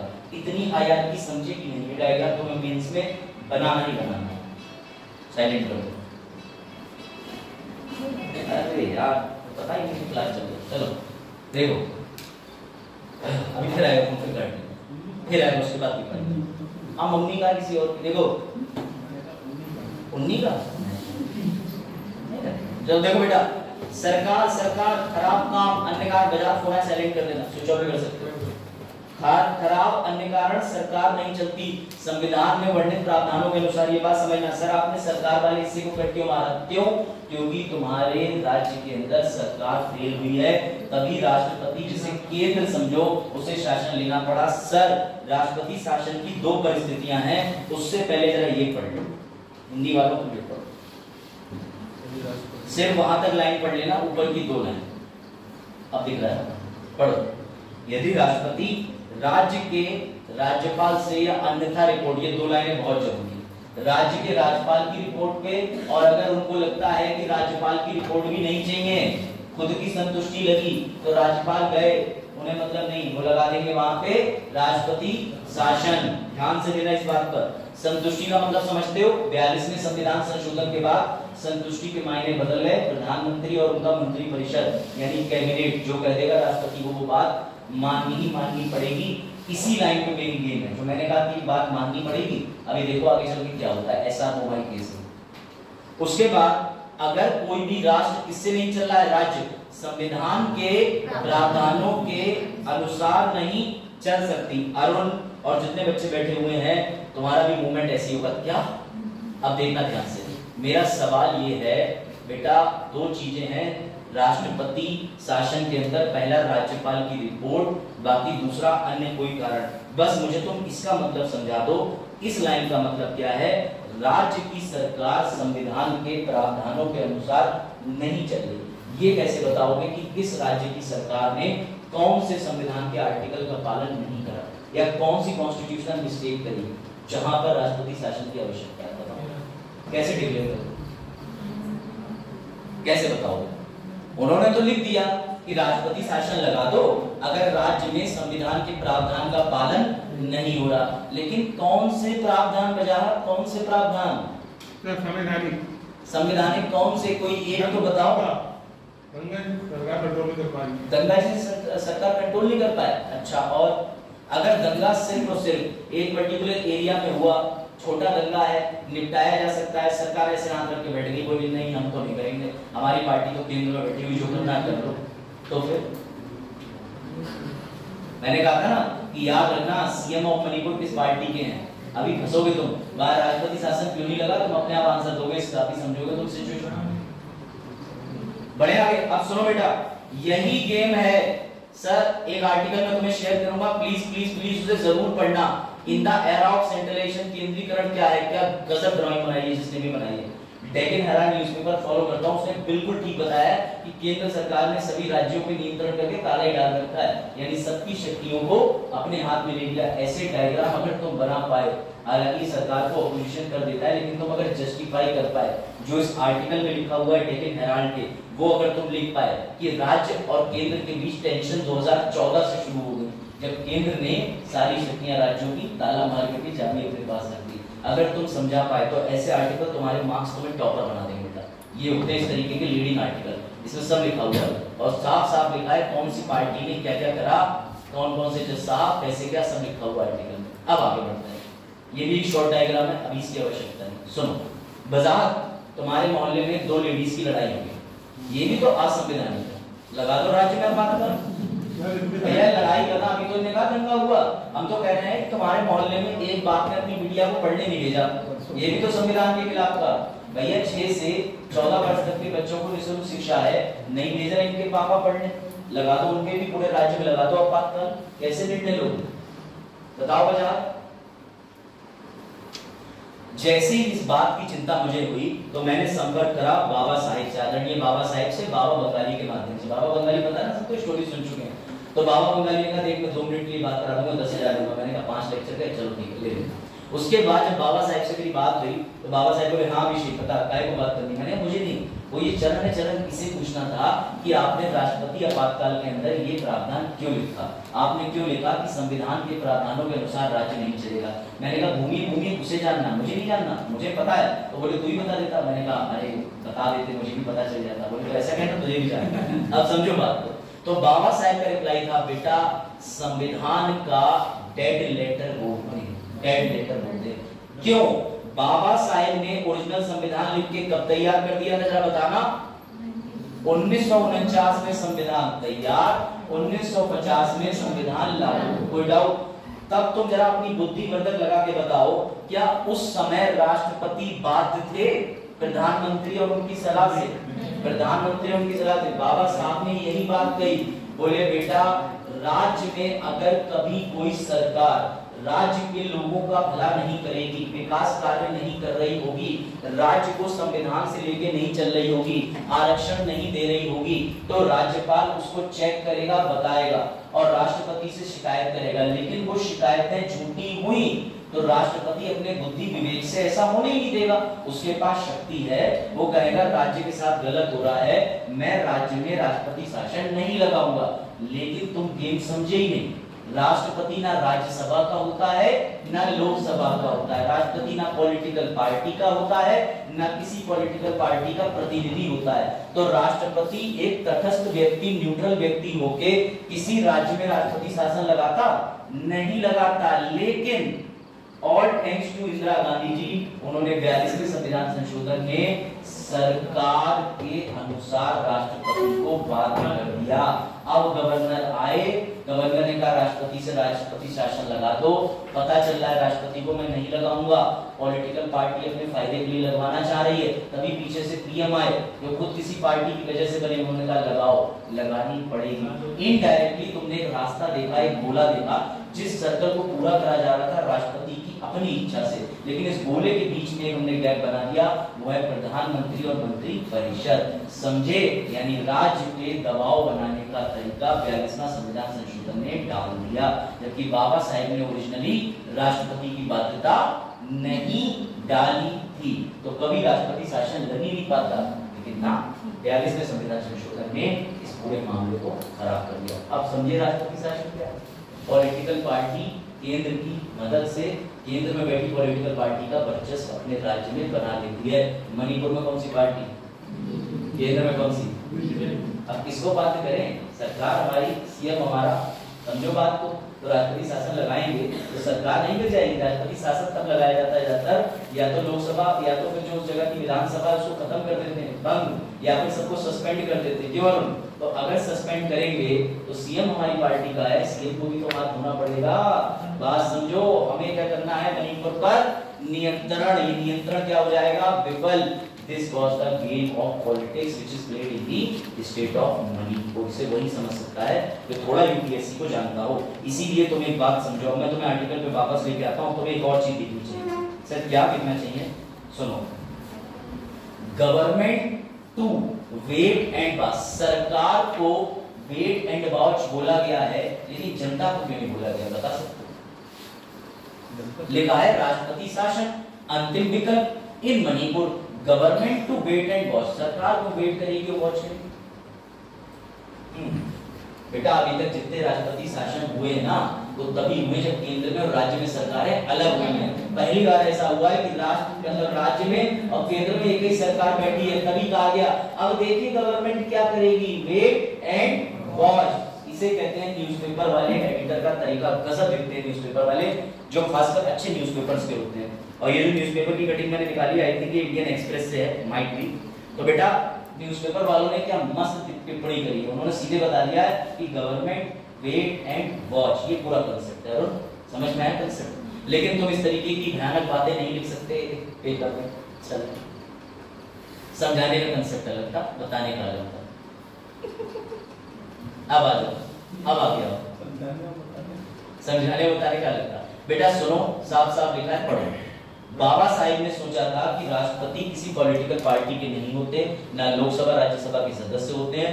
वो राज्य के अंदर जब भी गवर्नर मनमानी चलाएगा, राष्ट्रपति उस शासन को नियंत्रण में कर देगा, मना कर देगा, तटस्थ रहेगा, कहेगा बाय बाय जाओ, राज्य को अपना काम करने दो। पर इसका क्या शुरू हो गया बेटा, इतना उल्टा प्रयोग करने लगे, इतना उल्टा प्रयोग करने लगे कि कुछ पूछो मत। और पता है एक बात याद रखना, इसको पॉलिटिकल टूल की तरह इस्तेमाल करा गया, राजनीतिक उपकरण मात्र रह गया। और 356 जैसे ही लगती है वैसे राज्य के अंदर विधानसभा को भंग कर दिया जाता है, जिसे अंग्रेजी में डिसॉल्व बोलते हैं, या निलंबित कर दिया जाता है कि अब तुम कोई काम नहीं करोगे, तुम रहोगे सीएम रहोगे, मंत्री परिषद रहोगे, लेकिन तुम्हें ऊपर से इंस्ट्रक्शन हम देंगे। हम कहेंगे जाओ आज जाके 11 बजे हमारे कहने पे मीटिंग कर दो, तुम्हें करनी पड़ेगी। आज हम कहेंगे 2 बजे छुट्टी कर दो स्कूलों में, तुम्हें करनी पड़ेगी। सारा नियंत्रण केंद्र में राष्ट्रपति के पास आ जाता है। और सोचो, चला सरकार रही है और दोष किस पे डाल रही है, राष्ट्रपति शासन पे। राष्ट्रपति बेचारा खुद बात वो तो कह रहा है जैसा उधर से आया वैसा मैंने उठा के गवर्नर से बोला, गवर्नर ने सीएम और मंत्री परिषद से कराया, नाम प्रेसिडेंट रूल चल रहा है। वो इसलिए चल रहा है ना, जनता को इतना वो ज्ञान नहीं होता है, जनता को ज्ञान भी नहीं है। प्रेसिडेंट रूल जो है वो एक खतरनाक चीज है। बेटा समझो, इसमें राष्ट्रपति सेटिस्फाई होता है किस पे बेटा, रिपोर्ट ऑफ गवर्नर और अदरवाइज। समझो 352 जब मैंने पढ़ाया था, जिसमें युद्ध था, बाह्य आक्रमण था और सैन्य विद्रोह था, उसमें मैंने कहा था कि राष्ट्रपति जैसे ही बोलेगा, आज इस तारीख से 352 लागू होती है, तो राष्ट्रपति के बोलने के बाद कितने दिन तक राष्ट्रपति शासन रहेगा? राष्ट्रपति शासन नहीं, आंतरिक बात कर, कब तक रहेगा? वही वाला 352। हाँ, कितने दिन तक रहेगा? 30 दिन। लेकिन यहाँ याद रखना, बजात यहाँ याद रखना सभी लोग, बेटा यहाँ राष्ट्रपति शासन में जैसे ही सैम राष्ट्रपति बोलेंगे कि गवर्नर की रिपोर्ट पे या संवैधानिक प्रावधान नहीं पालन हो रहा है, ये दोनों चीजें मुझे पता चली है, मैं आज से लागू कर रहा हूँ राष्ट्रपति शासन। ये 2 महीने के लिए होता है। कितने दिन के लिए? कितने दिन के लिए? कंफ्यूज मत होना बेटा, ये 2 महीने के लिए होता है। सर हमने देखा था 352 के अंदर जैसे 30 दिन खत्म होने वाले थे, राष्ट्रपति को 30 दिन के अंदर लोकसभा, राज्यसभा, संसद के पास जाना था, क्योंकि राष्ट्रपति कौन? एग्जीक्यूटिव, कार्यपालिका। कार्यपालिका उत्तरदायी किसके प्रति है? विधायक का। ये नियम है पॉलिटी का। सर यहाँ भी लागू होता है? बिल्कुल लागू होता है। धर्मेंद्र राष्ट्रपति कौन है? सोनू कौन है? कार्यपालिका। कार्यपालिका किसके पास जाएगी 2 महीने के अंदर, 60 दिन के अंदर? बेटा ये जाएगी कार्यपालिका की अनुमति लेने। अब तुम सोच रहे हो सर ये क्या है? इसका मतलब कि अगर इनको राष्ट्रपति शासन आगे चलाना है तो इन्हें सबसे पहले लोकसभा, राज्यसभा की अनुमति लेनी होगी। अब यहाँ पर एक बड़ा इंटरेस्टिंग गेम आएगा, वो तुम समझोगे तो तुम्हें आनंद आएगा। समझो, राष्ट्रपति क्या है? नियम फिर से रिपीट हो रहा है, कार्यपालिका। रूल कहता है कार्यपालिका उत्तरदायी किसके प्रति है? तो राष्ट्रपति विधायिका की अनुमति लेंगे।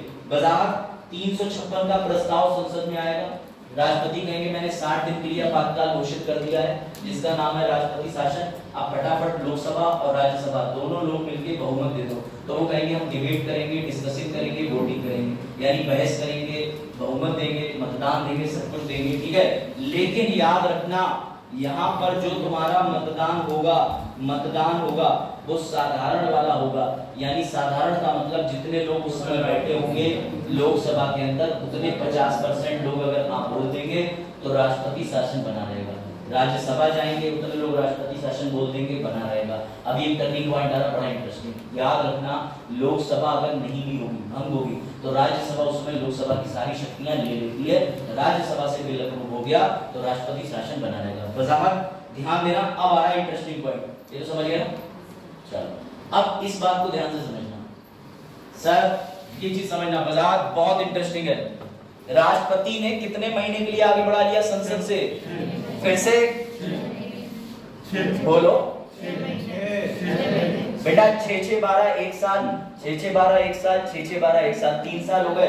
किसी भी सूरत हाल में 352 को असीमित बढ़ाया जा रहा था, तुम देख रहे थे, लेकिन यहाँ पर 356 को 3 साल से ज्यादा नहीं ले जा सकते। क्या कंडीशन है? 356 राष्ट्रपति शासन किसी भी राज्य के अंदर अधिकतम कितने वर्ष का होगा? 3 का। लेकिन रुको रुको रुको, 3 तक भी पूरा नहीं कर पाओगे। कैसे? समझो एक इंटरेस्टिंग पहलू। तो भैया शाहरुख खान बोले 3 साल बस। हाँ, ध्यान रखना, 44 में संविधान संशोधन ने इसमें एक चीज और डाल दी थी। 44 में संविधान संशोधन ने इसमें एक चीज और डाल दी कि अगर राष्ट्रपति इसको लगाएगा तो 2 माह के लिए, जो जस्ट अभी बताया 60 दिन, वो 44 में संविधान संशोधन से आई। लेकिन अब तुम्हारे पास एक टर्निंग पॉइंट आएगा। पहले जरा इसको देख लो, ये भी देखने की चीजें है इसमें। चलो ये बताओ, प्रश्न पढ़ो पहला। अभी इंटरेस्ट आएगा, बस 1-2 मिनट और। प्रश्न ये है, संसद लोकसभा भंग हो तब, अभी बताया, तो राज्यसभा क्या करेगी? उसकी जगह लागू कर देगी। जरूरी नहीं लोकसभा अस्तित्व करे। सेकंड, राज्यसभा लोकसभा दोनों हो पर रोक ले, गतिरोध, डेडलॉक हो जाए, तो क्या कभी राष्ट्रपति शासन के प्रस्ताव के लिए, इस आपातकाल वाले प्रस्ताव के लिए संयुक्त बैठक हो सकती है? सर नहीं। क्यों? क्योंकि एक फॉर्मूला है, संयुक्त बैठक सिर्फ साधारण बिल में ही होती है, उसके अलावा किसी भी बिल में कभी भी संयुक्त बैठक नहीं हो सकती। बस अब आ रहा टर्निंग पॉइंट। समझो बेटा, मैंने तुम्हें एक फॉर्मूला बताया, 1 साल 6 महीने 6 महीने 6 महीने 6 महीने 6 महीने 6 महीने। बेटा इस पूरे 3 साल के क्रम के स्टार्टिंग के जो 1 साल होते हैं उस तक राष्ट्रपति शासन लागू कर लो मजे से। संसद भी तुम्हें वैधता दे देगी कि जाओ राष्ट्रपति शासन चलाओ। लेकिन जैसे ही तुम तीसरे छठे महीने में आए, मेरी बात समझना, बजाय तीसरा छठा महीना यहाँ पर समझो, आपने राष्ट्रपति जी ने कितने दिन घोषणा कर दी? 60 दिन। 60 दिन के भीतर उन्हें कहां जाना पड़ेगा? संसद में। संसद से 6 महीने हो गए, कोई इशू नहीं। 6 महीने हो गए, कोई इशू नहीं। बेटा यहां वो रुक जाएंगे। सर ये तीसरे वाले में क्यों रुक रहे हैं? 1 साल पूरा होने के बाद तीसरे छठे महीने में क्यों रुक रहे हैं? उसे रोकने की वजह बड़ा इंटरेस्टिंग है। ये सबसे पहले पूरे देश में या देश के किसी भी कोने में कोई सा भी आपातकाल लगा होना चाहिए, तभी राष्ट्रपति शासन आगे बढ़ेगा। कंडीशन 1। दूसरी कंडीशन, चुनाव आयोग लिख के दे दे साफ साफ कि राष्ट्रपति चुनाव कराना, उस राज्य में चुनाव कराना असंभव है, तब राष्ट्रपति शासन 1 साल से आगे जाएगा, अधिकतम 3 वर्षों के लिए। यदि 1 साल से आगे बिल्कुल नहीं जाएगा अगर ये दोनों कंडीशन सेटिस्फाई ना हो। ये किसी को नहीं पता होता है, बहुत कम लोग जानते हैं। मैं तुम्हें डायरेक्टली पढ़वा देता हूं, ये पढ़ो बेटा। 356 का उप अनुच्छेद या कह सकते हो सब क्लॉज 5, उसमें साफ साफ लिखा है, सुनो अश्विन ध्यान देना, तारीख से 1 वर्ष की समाप्ति होने में किसी भी अवधि के लिए अनुबंधित उद्घोषणा के लागू रहने की संबंध में संकल्प नहीं होगा। ये पढ़ लो, आपातकाल की उद्घोषणा पूरे भारत में या राज्य के किसी भी हिस्से में लागू होती है। दूसरा, चुनाव आयोग प्रमाणित करता है कि राज्य की विधानसभा के लिए चुनाव कराने में कठिनाइयों के कारण ऐसे संकल्प जो इसमें तीसरे में लिखे के तहत उद्घोषणा का लागू रहना आवश्यक है, यानी प्रेसिडेंट रूल बना रहेगा। फिर से रिवाइज करो, राष्ट्रपति शासन 3 साल तक चलता है। 352 वाला आपातकाल चलता ही रहता है 6-6 महीने बढ़ा के। इसको तुम 6 महीने करके कितने साल बढ़ा सकते हो? 3 साल। 3 साल के बाद राष्ट्रपति शासन खुद खत्म हो जाएगा। लेकिन 3 साल में भी एक ट्रिक है, 1 साल तक चलाओगे ऐसे ही, 1 साल के बाद जैसे ही तुम अगले छठे महीने के लिए जाओगे संसद के पास, तो संसद कहेगी अब नहीं बढ़ाएंगे। क्यों नहीं बढ़ाएंगे? क्योंकि बेटा ये 2 कंडीशन होनी चाहिए। भारत में या भारत के किसी भाग में, जरूरी नहीं उस राज्य में, यूपी में भी या बिहार में भी, कहीं किसी राज्य में आपातकाल लगा होना चाहिए, किसी क्षेत्र में लगा होना चाहिए, या फिर चुनाव आयोग लिख के दे दे कि चुनाव संभव नहीं है। ये है प्योर कंसेंट। समझे यानी? अब ये लो तुम्हारे लिए एक और व्यवस्था। सर हमने धोखे से कॉन्स्टिट्यूशन की किताब खरीद ली थी, आप जो बता रहे हो उसमें आर्टिकल 356 के नीचे 5वां क्लॉज और ऐड था, वो आपको नहीं पता, हमने लूसेंट में पढ़ा था और घटना चक्र में पढ़ा था। उसमें 1989 में ना पंजाब में एक मूवमेंट चला था तो आपातकाल 5 साल कर दिया था। अब सुनो बेटा भयानक चीज, कंसेप्ट से कोई नहीं बच सकता। कंसेप्ट साफ कहता है पंजाब में सबसे ज्यादा लंबे समय तक 3000 से ज्यादा दिनों तक क्या रहा था, ये शासन राष्ट्रपति शासन रहा था। और ये जो राष्ट्रपति शासन है इसके लिए संविधान में प्रावधान डाला गया था अलग से, 1989 में जोड़ा गया। कौन सा संशोधन है वो भी लिख दे रहा है, क्या लिखा है वो भी दिखा रहा हूं, सुनो। 1989 में संविधान के अनुच्छेद 356 में एक अलग से परंतुक जोड़ा गया। उस परंतुक में लिखा हुआ था कि पंजाब में खालिस्तान मूवमेंट के चलते और जगहों पर 3 साल में राष्ट्रपति शासन खत्म हो सकता है, लेकिन पंजाब में एक्स्ट्रा 2 साल 5 साल तक खींचा जा सकता है। इसके लिए अलग से संशोधन करा था। ये स्थिति थी पंजाब की। अगर अलग से किसी किताब में पूछ ले तो ये पकड़ो 48वां संविधान संशोधन, ये रहा 1984 में करा था, लागू 1989। अब छोड़े कंसेप्ट, आओ देखो फैक्ट की किताब पढ़ो, बड़ा सम्मान है, लेकिन कंसेप्ट से ऊपर कुछ नहीं, ये ध्यान रखो। हम खुद लगाते हैं वो किताबें एग्जाम से पहले, लेकिन जिन्हें एग्जाम में लगाते हैं वो एग्जाम की चर्चा नहीं करते हैं।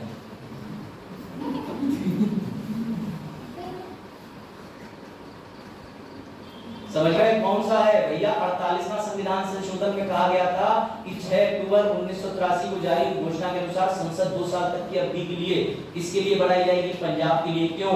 क्योंकि बेटा पंजाब में बिल्कुल ऐसा हो चुका था, राष्ट्रपति शासन आओ घर घर खेले, हर बच्चा खेल रहा था वहां, खालिस्तान मूवमेंट चल रहा था और खालिस्तान मूवमेंट को दबाने के लिए राष्ट्रपति को अपने शासन में रखना ही पड़ रहा था। ठीक भी था, खाली फालतू बातें, खालिस्तान सब मिलके रहो। वैसे भी हिंदू विवाद अधिनियम की धारा 2 कहती है कि हर वो व्यक्ति हिंदू है जो जैन है, सिख है, बौद्ध है और कौन नहीं है, ईसाई नहीं है, यहूदी नहीं है, मुस्लिम, इन्हें छोड़ के बाकी के सब हिंदू हैं। तो क्या दिक्कत है तुम्हें डेफिनेशन में? हम सिख हैं नहीं मानेंगे, मत मानो। तो खालिस्तानी मूवमेंट थोड़ी चला लोगे। हमारे शहर में आके हमने तुम्हें लकड़ी दी, तुम डंडा बना के नहीं दिखाओ। समझो?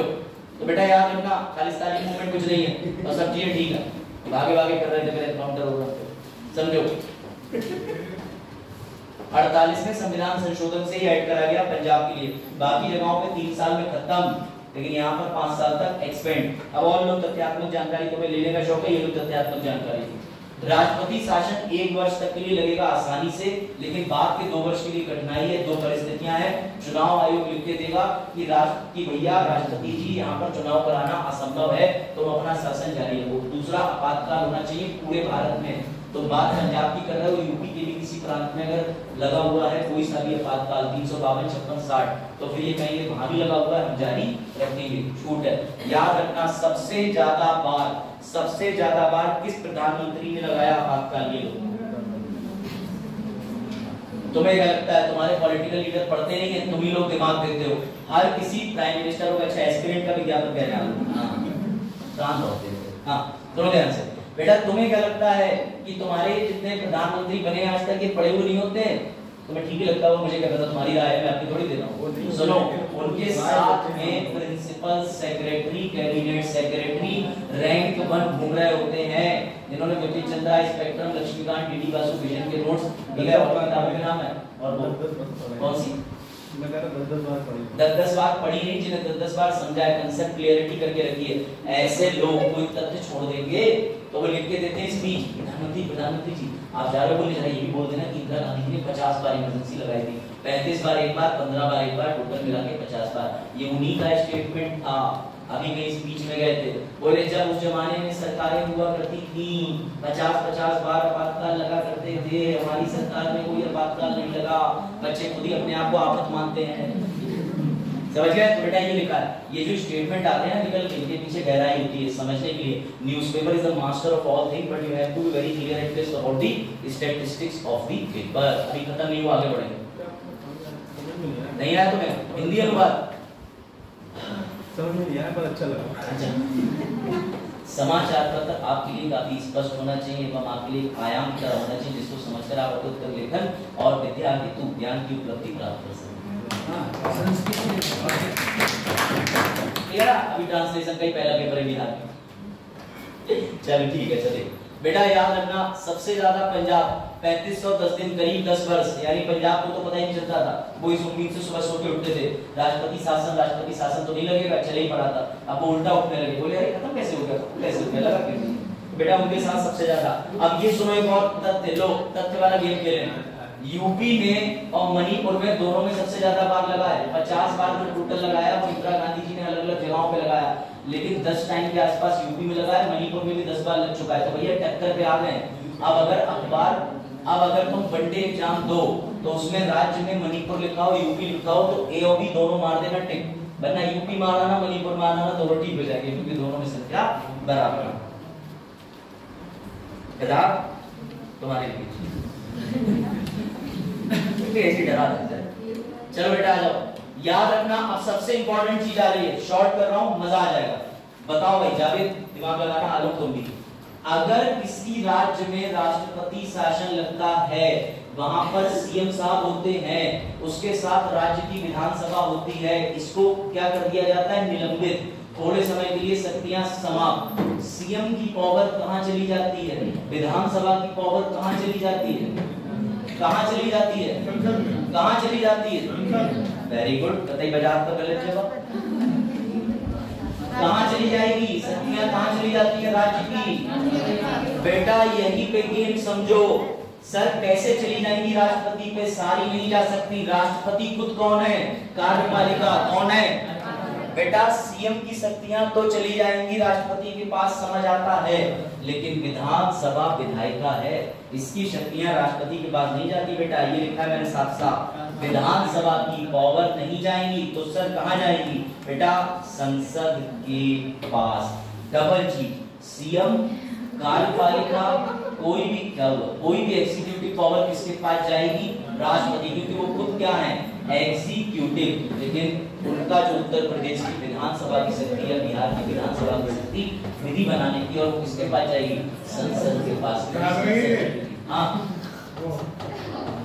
क्या बाजार तुम अपने काम से काम रखो, उधर देखो सामने वो कुछ बोलती नहीं हमारे चक्कर में, गलत बात है ना, तुम्हारी बात मान जाएगा कोई बात, हमको मानती हो भैया तो इसलिए नहीं बोलती, करना तो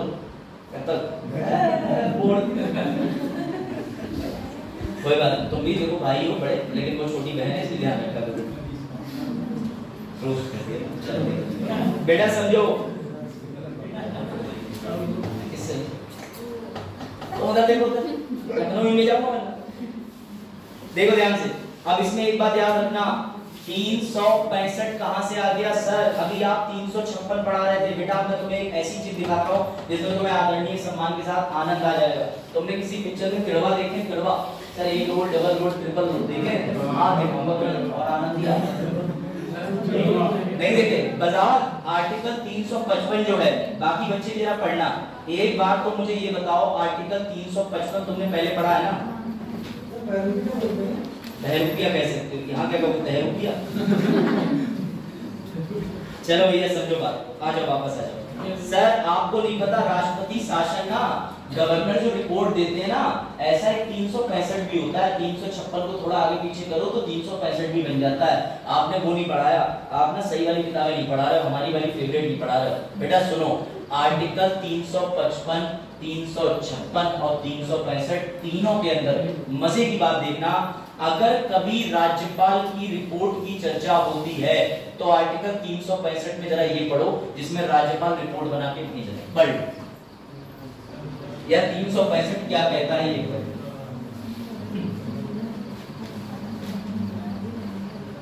संघ द्वारा दिए गए निर्देश का जब पालन करना बंद कर दिया जाता है तो कोई भी राज्य मानता है कि अच्छा हमारे दिए हुए निर्देश का पालन नहीं कर रहे, पर कौन से निर्देश? जो कि राज्य सरकार की प्रावधानों को ना मानना, मतलब संविधान के प्रावधानों के अनुसार नहीं चल रहे हो, केंद्र का दिया हुआ राज्य जब कोई भी आदेश नहीं मानता तब 365 लागू होता है। गवर्नर की रिपोर्ट से कंफ्यूज मत होना, वो वही खत्म हो गया था जहां पे राज्यपाल पढ़ा था, वो बिल को लेकर के था, या आपातकाल को लेकर, यहाँ कोई रिपोर्ट नहीं होती। या 365 के अंदर राज्य जो है वो केंद्र को आदेश देता है, बेटी बचाओ बेटी पढ़ाओ पूरे राज्यों में लागू करो। यूपी बोला मैं नहीं करता, बोले तुमने 365 करा, बताते हैं तुम्हें, इससे भी वो राष्ट्रपति शासन लागू कर सकते हैं। अब देखो 356, 355 और 365 में बेटा एक भी शब्द का अंतर नहीं है, ऐसा।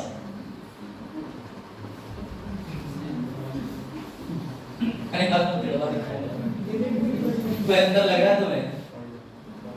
कोई अंतर लग रहा है? नहीं लग रहा ना? ठीक है, देखो बाजार मास्टर चीज कैच करना बेटा। 355 में क्या ग्राउंड डाला है कि केंद्र राज्य किससे मदद करेगा जब भी कोई आक्रमण होगा, पर राज्यों को निर्देश दिया गया है, राज्य की सरकार संविधान के प्रावधानों के अनुसार चलती है। 355 356 इस संविधान ये लिखा है, राज्य सरकार इस संविधान के प्रावधानों के अनुसार नहीं चलती है, तब सेम चीज।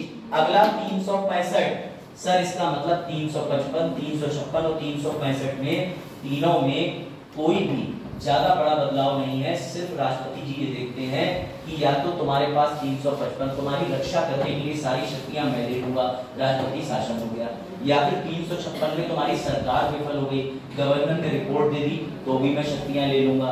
365 में मैंने तुम्हें खुद से आदेश दिए बेटी बचाओ बेटी पढ़ाओ लागू करो, नहीं लागू करोगे तब भी शक्तियां ले लूंगा। बेटा तीन रास्ते अलग अलग आर्टिकल में है राष्ट्रपति शासन के, कहां तक बचोगे? समझे गेम? सल्लू भाई को दिखाते ही मोबाइल प्रोजेक्टर सब हिलने लगा।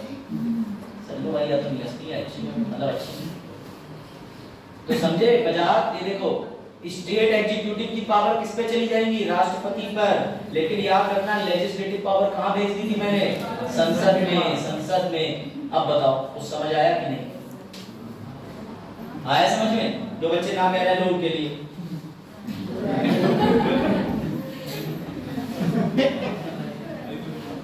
मेरा फेवरेट कॉमेडियन है अभिषेक उपमन्यु नाम है इसका। सर आप हर चीज में अभिषेक को ले आते? नहीं मुझे ये नाम की और भी लोग बहुत पसंद। हाँ क्या पंजाब पंचायत में? अच्छा हाँ, नहीं ये वो नहीं है। अच्छा लग रहा तुम्हें कल भी लग रहा।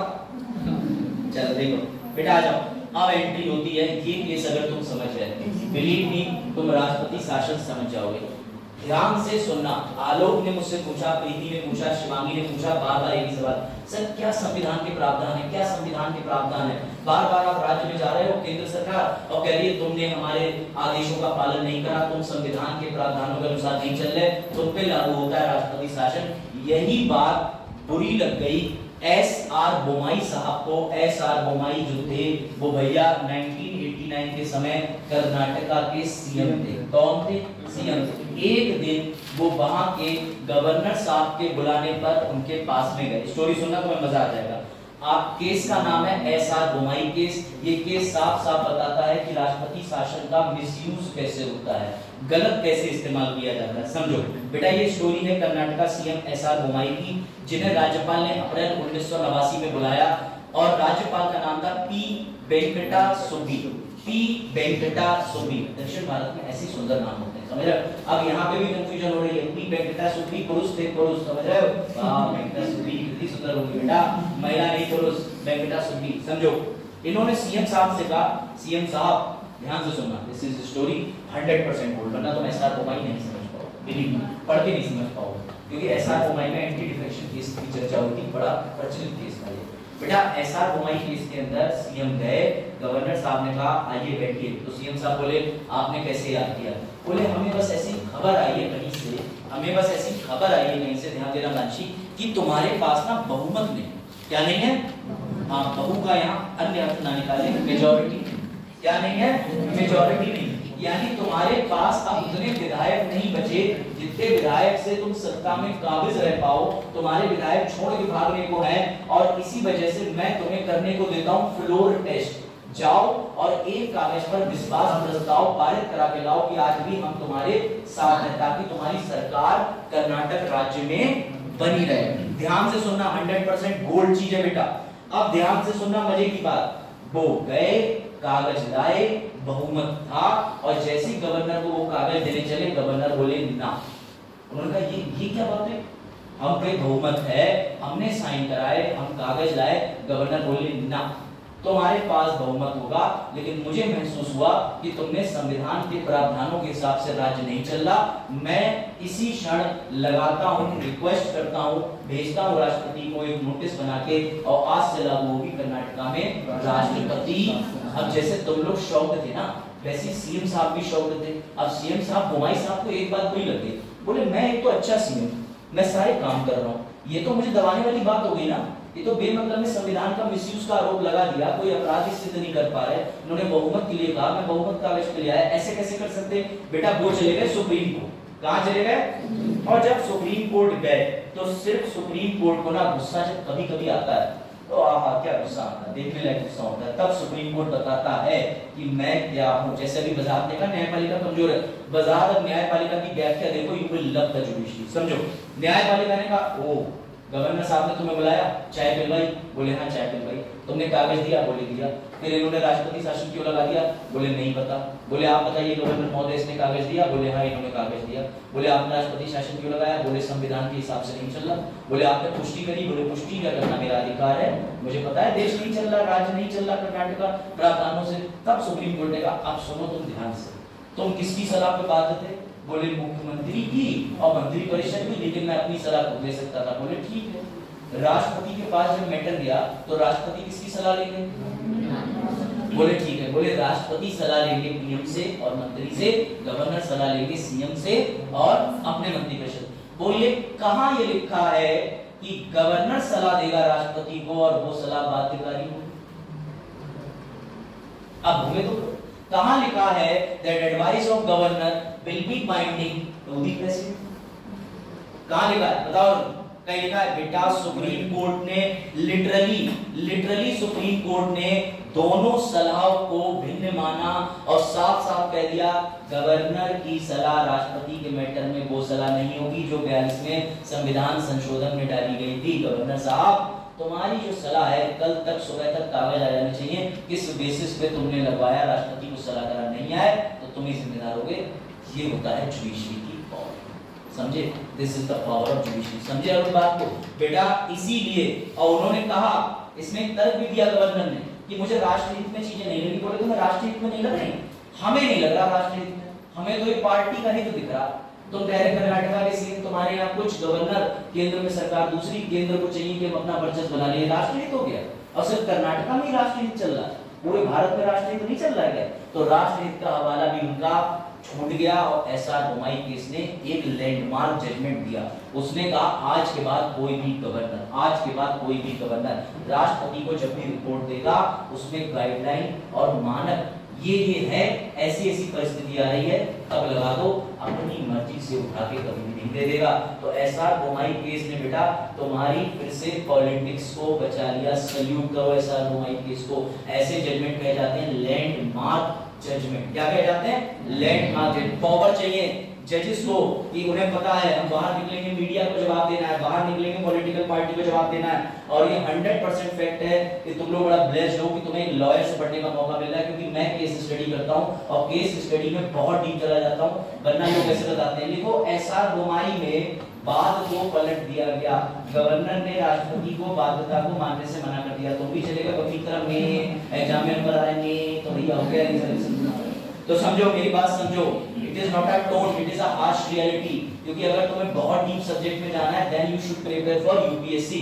तो कैसे सुप्रीम कोर्ट ने फिर से देश की लोकतंत्र प्रणाली को बचा लिया, समझे, मजा आया। ये का पत्ता लो है मेरिट लिए, तब तक 1 मिनट का गैप ले लेते हैं, पानी पीना एनर्जी चाहिए।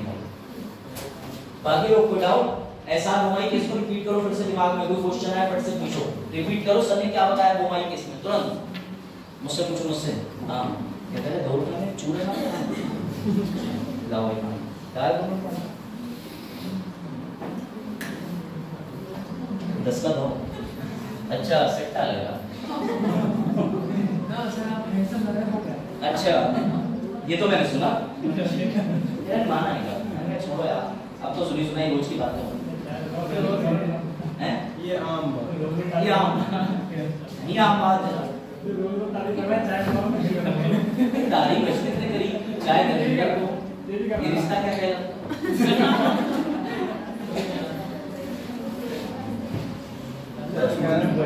तुम्हें गवर्नर बना दे तुम कहोगे कोई प्रावधान तो है, तुमने राज्य ने लगाया।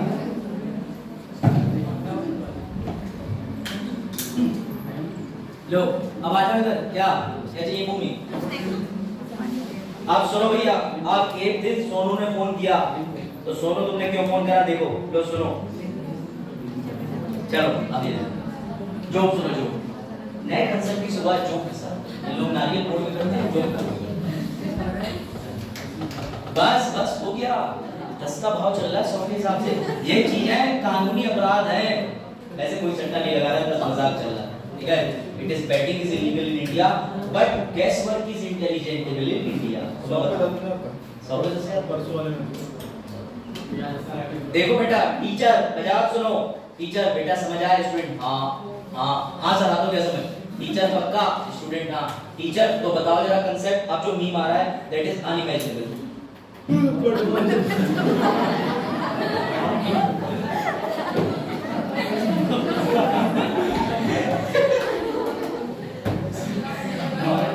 यही होता ना, मैं पूरा कंसेप्ट समझा दूंगा, उसके बाद तुम देखो बताओ।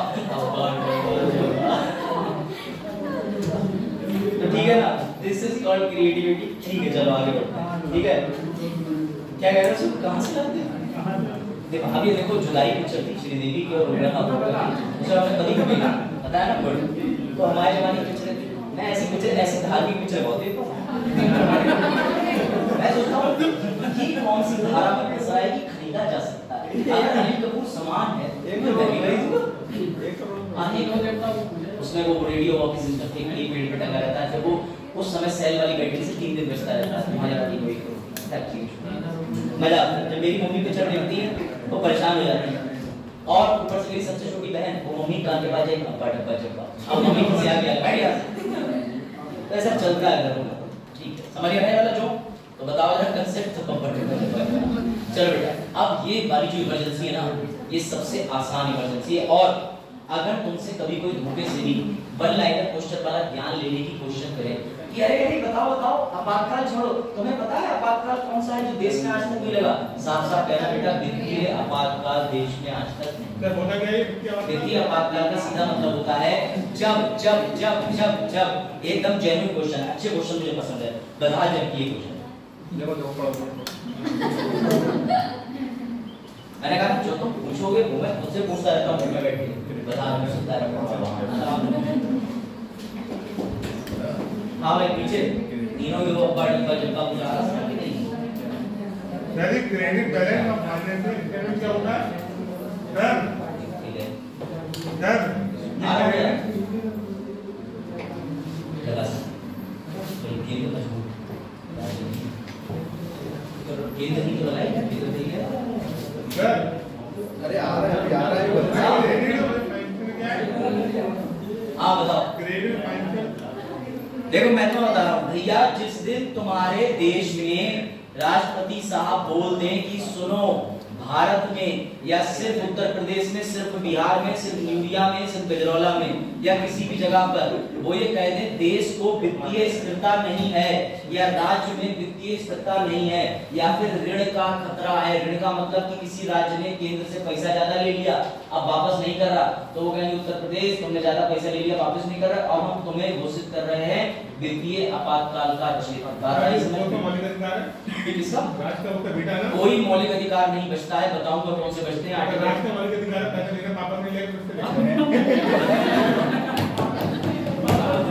लेना तो ठीक है लेकिन बेटा ऐसी स्थिति आई, तुमने पापा से पापा मुझे 10,000 दे दो, कॉलेज में एडमिशन लेना है दे दिए, पापा ने 3,000 घर से दे दिए, अब तुम जा रहे हो और तुम पापा से कह रहे हो जरा 1.5 लाख देना, क्यों iPhone 14 लेना है, बेटा छुरी और किडनी पापा के हाथ में होगी फिर तुम्हारी।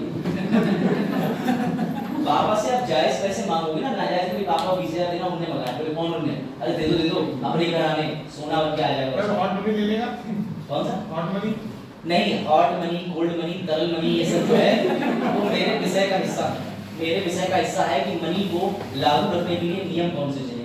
मैं तुम्हारा मनी बंद करा सकता हूँ 8 नवंबर 2016 की तरफ। आरबीआई देखिए वो सुप्रीम कोर्ट ने भी कह दिया हाँ वैलिड था, नोटबंदी को सुप्रीम कोर्ट की एलिजिबिलिटी मिल चुकी है, ध्यान रखना। जनवरी केस था, हाँ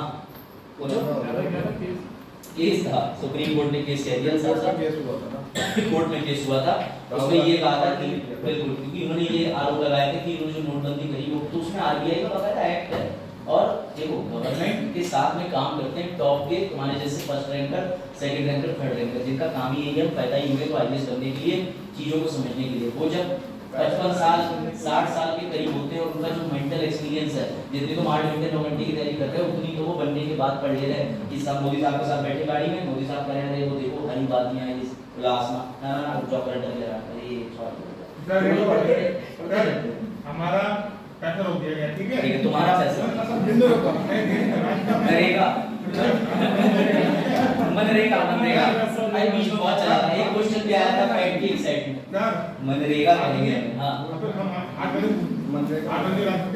क्या चला सकते हैं? 8 बनी अपने घर में 8 चला सकते 8 बनी। ये आप वीडियो कैमरा बंद होने के बाद मुझसे पूछे, मामला डिबेटेबल, ऐसे सवालों के जवाब आप मुझसे पूछ सकते हैं। ये असल में दूसरे विषय पे चलेगा, तो मुझे ये देखना पड़ेगा पहले आपका बेसिक कितना स्ट्रांग है उस विषय में, तो तब बात करेंगे। नहीं हार्ट मनी और हार्ट मनी पता नहीं आप किसको ले जाते हैं। हार्ट मनी बहुत सही, अभी आपने चौथा चैप्टर पहले पढ़ लिया, पहले पहला चैप्टर पढ़ा जाता है। चलो बस हो गया। इधर कुछ बच्चे अपना ग्राउंड लेवल बढ़ा रहे हैं, अभी पानी पी रहे बाहर जाकर वो देंगे। चलो देखो बेटा याद रखना वित्तीय आपातकाल, बस ये टॉपिक खत्म करने के बाद बस तीनों टॉपिक लास्ट मोमेंट बचा देख बाजार। चलो ये फाइनेंशियल इमरजेंसी, बस अब हो गया फाइनेंशियल इमरजेंसी। इसके दो कारण है, क्रेडिट बैलेंस, जब किसी राज्य ने ऐसा ज्यादा ऋण ले लिया या केंद्र ने उससे कहा था कि टैक्सों का बंटवारा तय हुआ है तो मैं हमारे पास भेजा नहीं, कब भेजो? बोले हमें तो और चाहिए, बोले और चाहिए, तुम तो ऐसे कर रहे हो जैसे ईस्ट इंडिया कंपनी की तरह। जब कोई ने कहा कि पैसा दे दो तो तुम बोले मैडम हम पेट्रोलिया जो है उल्टे 1 मिलियन पाउंड का कर्जा हो गया है, महामारी आई थी, बंगाल फेमाइन आया था। तो उन्होंने कहा अच्छा ऐसी बात, जब ऐसी परिस्थितियां लगती हैं तो राज्य या पूरे भारत की परिस्थितियों को देख के राष्ट्रपति अपने नियंत्रण में ले सकते हैं। अभी तक 352 356 में न्यायपालिका पे प्रभाव नहीं पड़ रहा था, मौलिक अधिकार पे पड़ रहा था। लेकिन हमने क्या करा, मौलिक अधिकार में भी 20 और 21 को बचा लिया। ये भी किसमें, कौन से संविधान संशोधन से बचाए गए थे? तो ये भी 48 में से, काफी जल्दी 48 में, 44 में, 1978 सर के फ्लो में सब बोल रहे हैं, पूरी क्लास बोल रही है। चलो देखो ये ऐसा आपातकाल है जो न्यायपालिका को भी परेशान कर देता है। सर कैसे? बेटा पैसा तो जजों को भी चाहिए, इस वाले की सीधी, इस वाला ये जो बेटा वित्तीय संकट आता है, वित्तीय आपातकाल आता है, इसकी एक बात ध्यान रखना, अभी तो मैं दिखा रहा हूँ, इसमें साफ साफ सुप्रीम कोर्ट हाई कोर्ट के जजेस की सैलरी काट दी जाती है। 352 का न्यायपालिका पे प्रभाव कतई नहीं, 356 का न्यायपालिका पे प्रभाव कतई नहीं बेटा, 360 का न्यायपालिका की जजेस की। लेकिन कौन से? डिस्ट्रिक्ट जज नहीं, हाई कोर्ट, सुप्रीम कोर्ट, बस कहीं उसमें तुम्हें तो ये कारण नहीं है कि अभी तक इसलिए नहीं लगा, इसीलिए नहीं लगा, ये कारण हो सकता है। चल देखो अब एक चीज और, बड़ा अच्छा सस्पेंस आ रहा है सर। 352 में राष्ट्रपति ने बोला कि देश में इमरजेंसी लागू होती है, राष्ट्रीय आपातकाल तो 30 दिन के लिए था, राष्ट्रीय आपातकाल 30 दिन, वो बोले राष्ट्रपति शासन 60 दिन, बेटा वित्तीय शासन 60 दिन, फिर 30 दिन पे वापस आओ 352 में, उसको आगे बढ़ाने के लिए, ले जाने के लिए क्या करना था? संसद के पास जाना था। 356 वाले में राष्ट्रपति शासन में 60 दिन के पूरे होने के उपरांत किसके पास जाना था? संसद के पास। लेकिन यहाँ पर तुम्हें इंटरेस्ट आने वाला है सर, क्यों? बेटा यहाँ पर राष्ट्रपति ने एक बार घोषणा कर दी तो कभी भी संसद के पास जाना ही नहीं है जब तक राष्ट्रपति को ना लगे कि मुझे फाइनेंशियल इमरजेंसी बंद करनी है। यहाँ पर विधायिका का रोल खत्म, क्योंकि पैसे की पावर में लोकसभा ज्यादा होता है। तो यहाँ पर प्रधानमंत्री ने सोचा हमें बहुत से बिल निकालने, हम राष्ट्रपति को बात तो करके रखी है, पावर सरकार की ज्यादा, पैसे के मामले ज्यादा, तो यहाँ ये रूल नहीं चलता। हालांकि गलत है, लेकिन यहाँ विधायिका से कन्फर्मेशन चाहिए ही नहीं। यहाँ राष्ट्रपति ने घोषणा करी, चले पड़ा है, जब इनको लगेगा तब बंद कर देंगे। लेकिन यहाँ विधायिका की सहमति या अप्रूवल पार्लियामेंट के दोनों सदन का नहीं चाहिए। ये इसमें सबसे इंटरेस्टिंग चीज है। यूपीएससी तुम्हें घुमाएगा, 352 लिखेगा, सारी कंडीशन लिख देगा और नीचे लिख देगा फाइनेंशियल क्रेडिट नहीं मैं छोड़ा, बताओ कितने महीने जाएगा। तो तुम्हें ध्यान नहीं देना, क्योंकि ऊपर 352 या 56 की बात हो रही। 360 में लिख देगा कि राष्ट्रपति को 60 दिन का समय मिला, 60 दिन के अंदर वो कितने महीनों के अंदर जाएंगे और आगे बढ़वा देंगे आपातकाल। तो तुम्हें लिखना जाएंगे नहीं आगे, क्योंकि एक बार उनकी घोषणा से वित्तीय आपातकाल लागू रहता है, उन्हीं की घोषणा से वित्तीय आपातकाल बंद हो जाता है। ये याद रखना। 352 में राष्ट्रपति की घोषणा 30 दिन, 356 में राष्ट्रपति की घोषणा 7 दिन, 360 में 360 में राष्ट्रपति की घोषणा कितने दिन चलेगी बेटा? यहाँ 30 दिन का समय जो है ये याद रखना, लेकिन यहाँ 30 दिन नहीं आएगा, 2 माह के लिए आएगा, क्योंकि पहले था, ये भी संशोधन से चेंज कर दिया। तो अब इसलिए जो डायग्राम है ना वो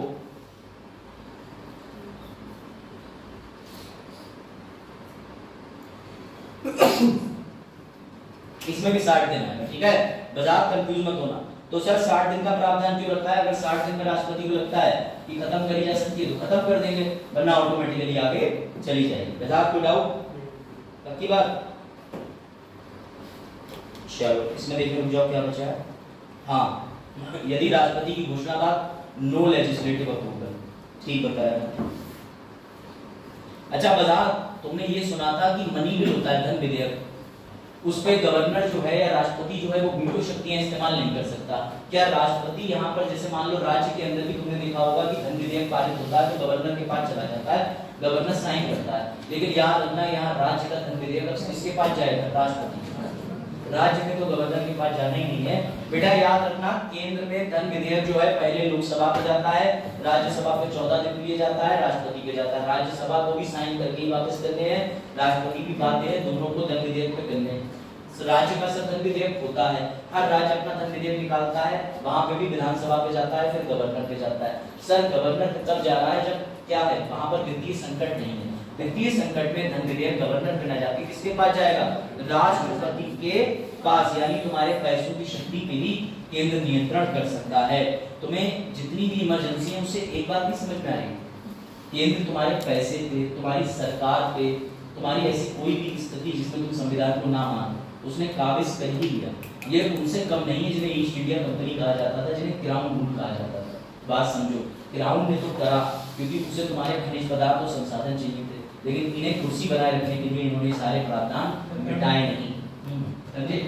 है ना? तो सरकार मिसयूज करती है, इसलिए बिल्कुल भी मत सोचना। अब आओ किस पे?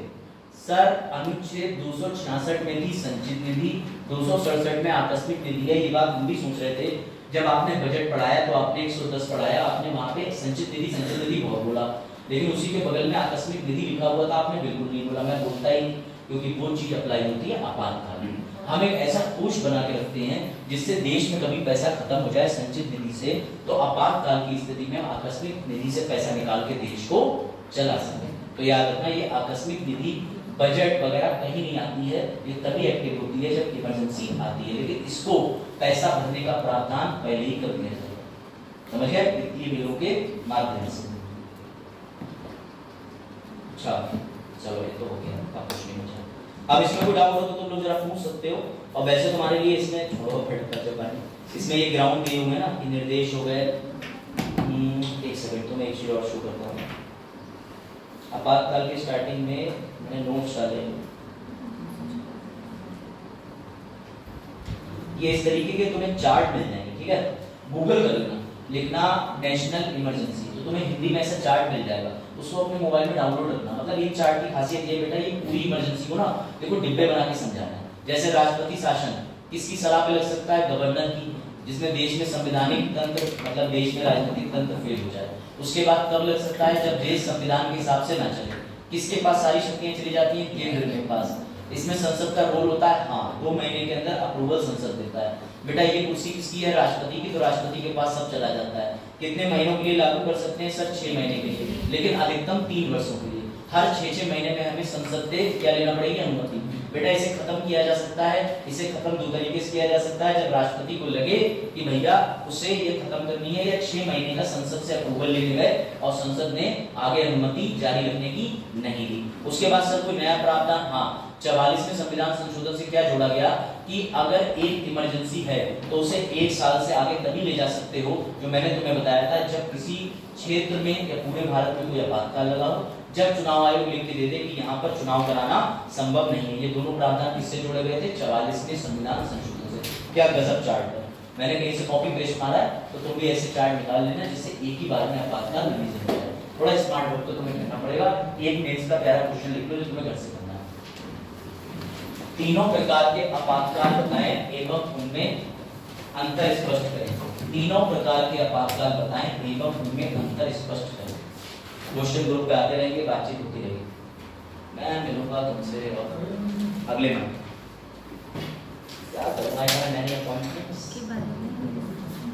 सपना लेनी पड़ेगी है ना बेटा। इस बीच में रिवीजन कर लेना, ये पाप मत करना कि रिवीजन ना करो। लिखा, तीनों प्रकार के आपातकाल बताएं एवं अंतर स्पष्ट करें, पहला प्रश्न। दूसरा एक और लिखो, तीनों प्रकार के आपातकाल बताएं एवं उनमें अंतर स्पष्ट करें। वीडियो कर दो, टाइम कंप्लीट हो गया, आपने कर दी टाइम कंप्लीट हो गया, कैसे हो गई कॉन्सेप्ट से। चलो मैं आप देखता हूं भाई। हां लिखा, दूसरा एसआर बोमाई केस, अगर तुम सच में सीरियस यूपीएससी एस्पिरेंट हो, please please please question number 2 अभी जाके क्लास के बाद घर में लिख लेना। एसआर बोमाई केस तुम्हारे जहन में बैठा हुआ है, अपनी भाषा में आज ही टीप लेना। अगर तुमने अपनी भाषा में आज ही उतार लिया तो बिलीव मी तुमसे ज्यादा एसआर बोमाई केस कोई नहीं समझेगा। स्लाइड तुम्हें मिल जाएगी आज ही, जल्दी से जल्दी 1-2 बजे तक। मजाक वाला कैमरा में ऊपर लीजिए प्लीज, ठीक है। SR Bommai case